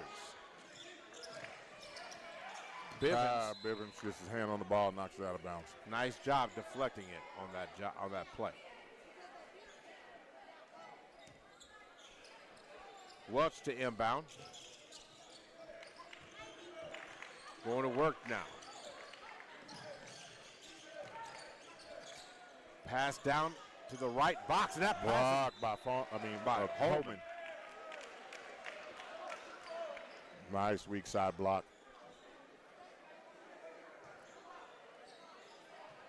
Embro to throw it in. And he does, gets it in the hands. And Amari Barrett applying great ball pressure right now.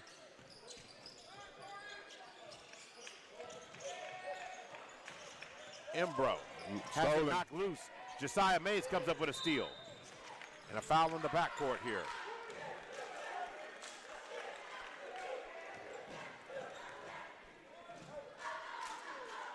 Foul against number 3, Terrence Brown.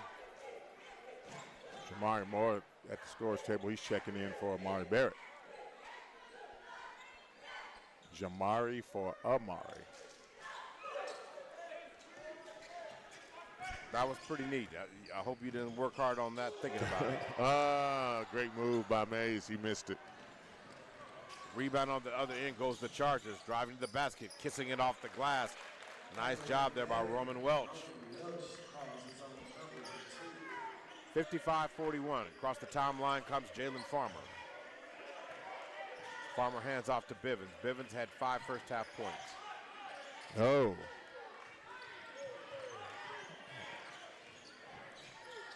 Bivens turns the ball over after a lot of pressure. A lot of ball pressure. It evaded for the most part. And then on the other end, somebody missed the bunny on the other end. I think that was Denton Southers who missed it. 55-41, 6:06. All right, so it will be Charger ball. Goins checks in at the scores table. Goins comes in for Josiah Mays. High pass into TJ Williams with a nice quick step and got right around the defense of Jamari Moore with a couple of steps. He just slid on past Gary and went down. Yeah, nice move to the basket. Long guy, he used that length. Lean his way in there, draw the foul, avoid direct contact. Just enough to get to the free throw line there.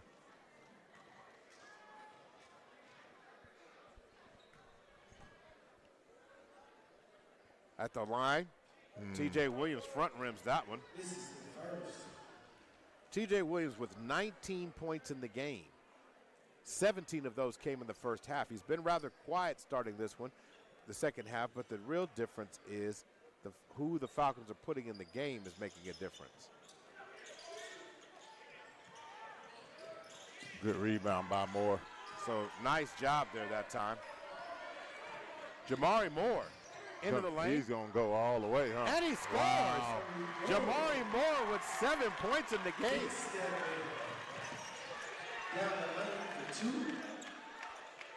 Free throw jumper is knocked down there by TJ Williams.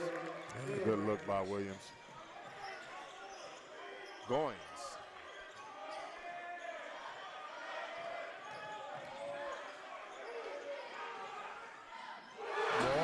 And Jamari Moore for 3. Jamari Moore from downtown. What a job there. Steal by Moore. Jamari Moore. And I'm not trying to equate it. Did you happen to catch the Thunder game on HBCU night? Yeah, I was there. When Aaron Wiggins Yeah, he had went that crazy night. for 41. So now Jamari Moore's not going to go for 41. No. But for a player who does not get the starting role, he's got 10 points off the in his role tonight, Gary. Yeah, he's making a case for Coach Dorian Williams. Hey, I need some minutes, Coach, other than just on senior night. Number 11 has 5 fouls. So Welch has 5 fouls.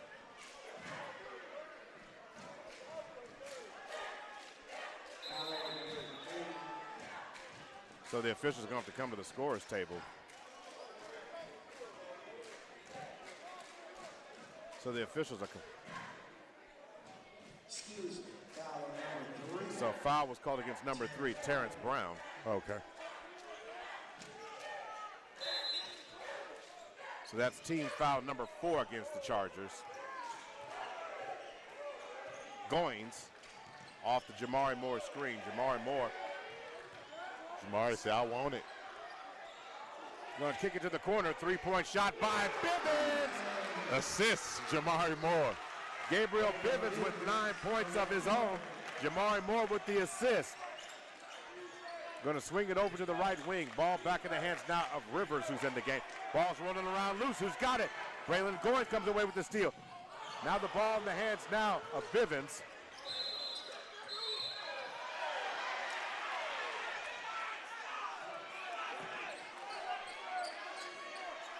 So now Terrence Brown has picked up the foul. Team foul number 5. That was an intentional.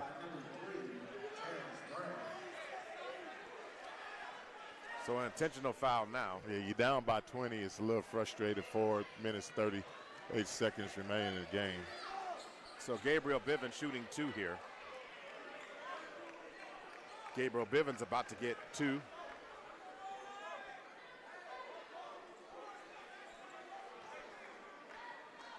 So Bivens at the line. Shot. Back rim's no good that time. Yeah, shot that ball a little flat-footed. Didn't use his legs any. So Goins comes out. Mark Presley comes in.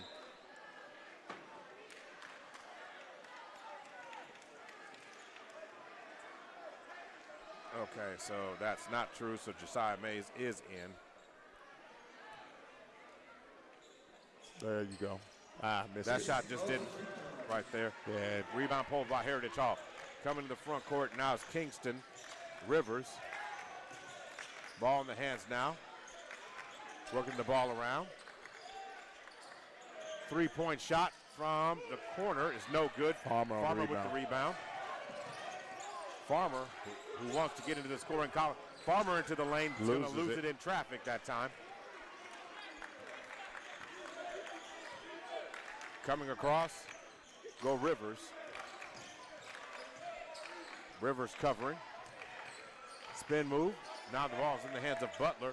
Heading the ball now into Saris, who's in the game. Ball rolling around on the ground, and Bivens has it tied around his leg. There's going to be a jump ball situation, and it will be Falcon basketball. Ball goes back to the Falcons.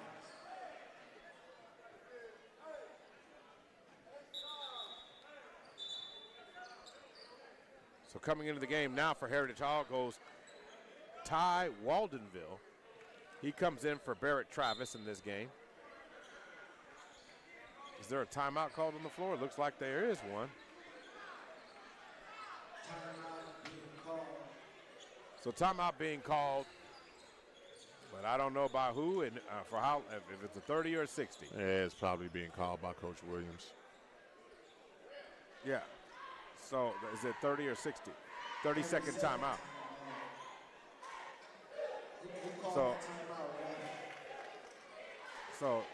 So the officials are still trying to. So the Falcons called the 30-second timeout. The officials having a good time asking about where they're going for dinner tonight, and not really answering the question at the scoring table. So Gary, this Falcon team looks to be playing with all types of poise. They're playing within themselves. It's a lot of good things going on tonight. I mean, this Falcon team just feels all the way different.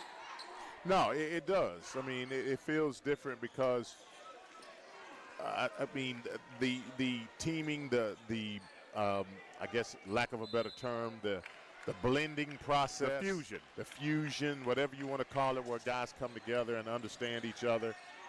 And Josiah Mays scores a basket there. And Josiah Mays is basically just doing what he's always done, whether he's the sixth man off the bench or whether he's starting tonight. He's just, demonstrating what he has the ability to do, which is what makes this team so good. Ball's knocked loose. Bivens ends up with a steal. But it comes off his foot. But Holman, he recovers it. So into Farmer. Farmer fires a three. Rims out. Wasn't able to get that one to fall there. I know they're trying to get Farmer a basket. Right. Need a little bit more backspin on that shot. Now 3-point Gillespie shot by drains Gillespie, it. and he drains it, knocks it down. Gillespie now with 5 points in the game. I think he's only taken like 2 or 3 shots the whole game. Now Bivens again, over to Holman. Good opportunity for Bivens to put the ball on the ground and go. Bivens backs up. Yeah, now everybody's watching him. Over to Josiah Mays with 2 minutes and less than 2:40 to go in the contest. Josiah Mays going to kick it over to the left wing. Ball in the hands now Corey Holman. Now in the hands of Farmer on the left wing.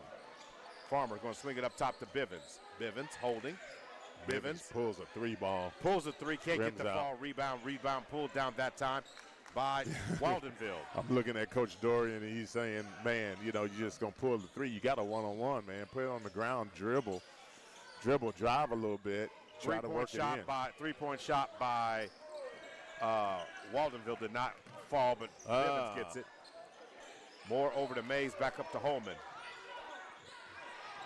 So trying to get the ball. Holman drives all the way. And Holman gets the basket. One. And Wow. count the basket for Holman. The big man takes the ball from the top of the key. Oh, it's offensive foul. Offensive foul? Wow. I thought Holman it was an can't believe it. Yeah, I can't either. I thought it was there. Dorian. The smile on the officials there. So going to work now. Ball across the timeline now. Behind the back dribble by Waldenville. Waldenville drawing the attention from Farmer. Waldenville in the lane. Blocked by Corey Corey Holman Holman. with the block.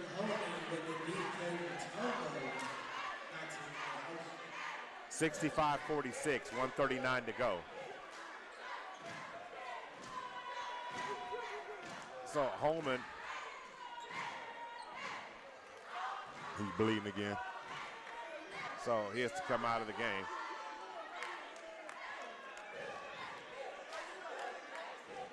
So Holman smiling. I don't think it's issue. I think the officials said he must have said something when he blocked the shot. Yeah. Sometimes you gotta. Is it possible, Gary, to block a shot quietly? Yeah, it is. Is possible? Yeah. I mean, you can celebrate with your teammates. You can, you know, like be fired up and everything. But what you can't do is taunt another player. As 3-point shot by number 21 there. Yeah, and he's actually not even on the roster. Working the for ball tonight's around. game. That means he's probably from the JV. Ball in the hands of Farmer. Farmer looking for a screen.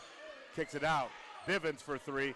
Bivens lets it go and knocks down another one. And I know that coach don't really like that because that, you know, he's letting them get away with it now. But, you know, Bivens is a guy that he's going to need to be, you know, on the block rebounding instead of shooting threes. Bivens going with the finger roll right down the Bivens pipe. going crazy up in here. He's got 14 points on the night off the Josiah Mays. Coach is looking at him like, man. 3-point shot. Rebound, Presley. Jamari Moore has it. Now Yep. somebody needs to get the ball in the hands of Farmer. They're going to swing There it to he him. is. Shoot the Farmer three, has Farmer. his best chance, and Farmer Rims can't out. get that one to fall that time. Yeah. Farmer got a great look, probably the best look he was going to get tonight. Pick up, almost got a pick 18 again. seconds to go. Ball in the hands now. Trying to drive inside, going to kick to the corner. 3-point shot. 11 seconds to go. Ball in the hands now. And highlight. Bivens is going to get it, and Bivens ram it, and that is the final number as Bivens throws it down as time expires on the Josiah Falcons Mays win. and Gabriel Bivens gets 16 points. And the team 72 to 49. Wow. And the game comes to an end. Yeah. For coming out tonight, supporting our city, supporting our basketball program. So We appreciate y'all. But as the old Negro saying goes, going to try and get one of the players over here. Who? We're going to try to get Jamari Moore Enjoy your night. or Be Bivens safe. and see which one we can get. Do you need to get Bivens in? Bivens! Can we get Bivens? Nah, he's not in tune to trying to get Bivens to come over.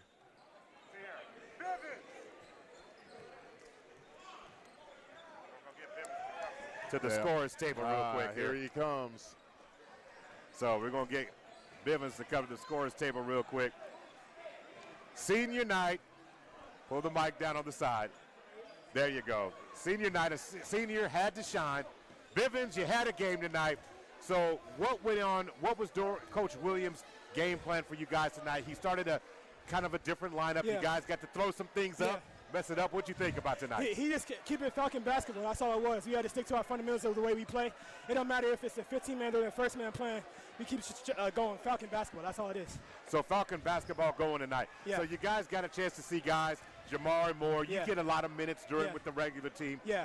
How did you guys execute tonight? What did you guys do well in your opinion? We just did what we always do. We get in transitions. We get steals. We play defense. We hit open shots when they're open, and just listen to coaches. That's it. How do you feel right now, man? You had a heck of a game. You finished the game with the exclamation point, I mean, the I feel highlight. good. I feel good. I'm just happy we got the shot on senior night. You know, my last year. I just feel good. I feel good for the team win, and now it's ready for playoffs. Now, Coach Dorian was harassing you a little bit about Yeah. the three-point shots. Yeah, yeah. Did he let you have it a little bit Yeah, more yeah, tonight? but he said stay confident, though, so I stay confident. You feel me? Yeah, Yes, sir. yeah, right. I get that. Yes, sir. And I was sitting there watching him like, man, you was just letting them fly. And Yes, I'm sir. sitting there thinking to myself, now, if this was against Dale or somebody, it'd be it'd be different. I got it with those. Yes, Okay, sir. well, Yeah, that's fine. yeah. Where do you think the team is right now, how you guys are progressing, Gabriel, and where do you think the team is right now? I don't think we got our best yet. I feel like tonight you saw it. It doesn't matter who's on the floor, we can all produce. And I feel like when everybody's producing is on the same mindset, the same accord, that's when we be at our best. We're not our best yet. You guys seem to have been bonding a lot since the Yeah. John Noble tournament. Yeah. There's a lot of more Yeah. cohesive infusion going on with you guys. What's going on with the chemistry? It's just love. Like, we know, like, we have so many seniors on the team. We know this is our last year with the juniors on the team. We're trying to win one now. We haven't won one in 2 years. We're trying to win one now, and that's all it is. We got to win, and we're going to win as a unit. Couple days off. You guys are now going into a difficult stretch. You got Yes, three sir. straight road games. Yes, sir. What's going to be key for you guys to being on top of things as time expires? Staying as a family, sticking to Falcon basketball, as I said earlier. That's all it is. When we play our brand of basketball, I feel like we can beat everybody. Coach, you got any more questions? No, man, he said it right. When you play your brand of basketball, you can beat anybody. Player of the game tonight, Gabriel Bivens. My man dropped 16 points tonight and then finished it with an exclamation with point. the funky dunk. Yes, sir. Congratulations. Thank you for Congratulations, coming by the Bill. scorer's table for us. Thank you so much for doing that.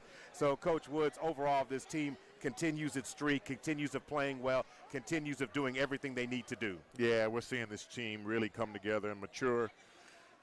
We've seen them play against some very, very difficult competition. We've seen them in some various pressure situations. And, you know, I don't know what it is, though, right? Regardless of what you throw at them early, it for us, it seems like that Noble tournament is always the turning point for, you know, these Falcon teams in just in the nick of time. Firing on all cylinders, looking good, playing well together, very unselfish, celebrating for one another. And I think this is the perfect time for them to make that transition into playoff basketball.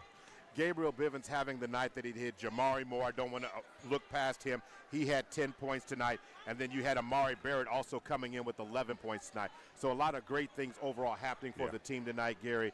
But I like the fact that several guys were able to get loose and do a great job tonight. Yeah, I agree with you. And right now they're turning the lights out on us, Mo. So I know it's going to be time to get out of here.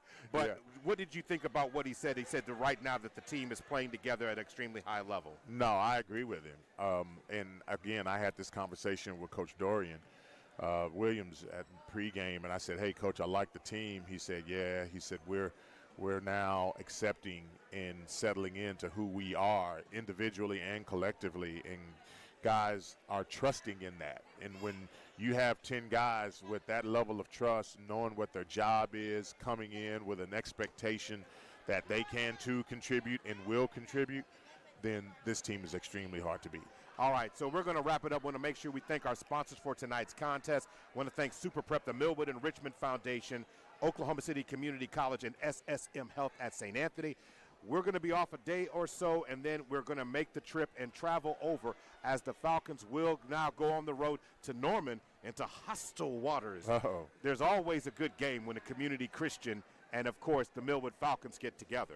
Most so definitely. Looking forward to that game. That game's coming up on Thursday. You can watch that game on PPBC TV. Also coming up on Thursday, the Langston Lions will be in action here on PPBC TV as they take on UNT Dallas at home at CF Gales. And then finally, back on Friday night, the Douglas Trojans will be in action against the Crooked Oak on PPBC TV. And finally, ending out the week, it will be the game of the week, Langston versus Nelson for #1 in the Sooner Athletic Conference for the boys team. He's Gary Woods. I'm Maurice Prince. Thank you for tuning in tonight and watching the game. Enjoy the rest of your evening. We'll talk to you.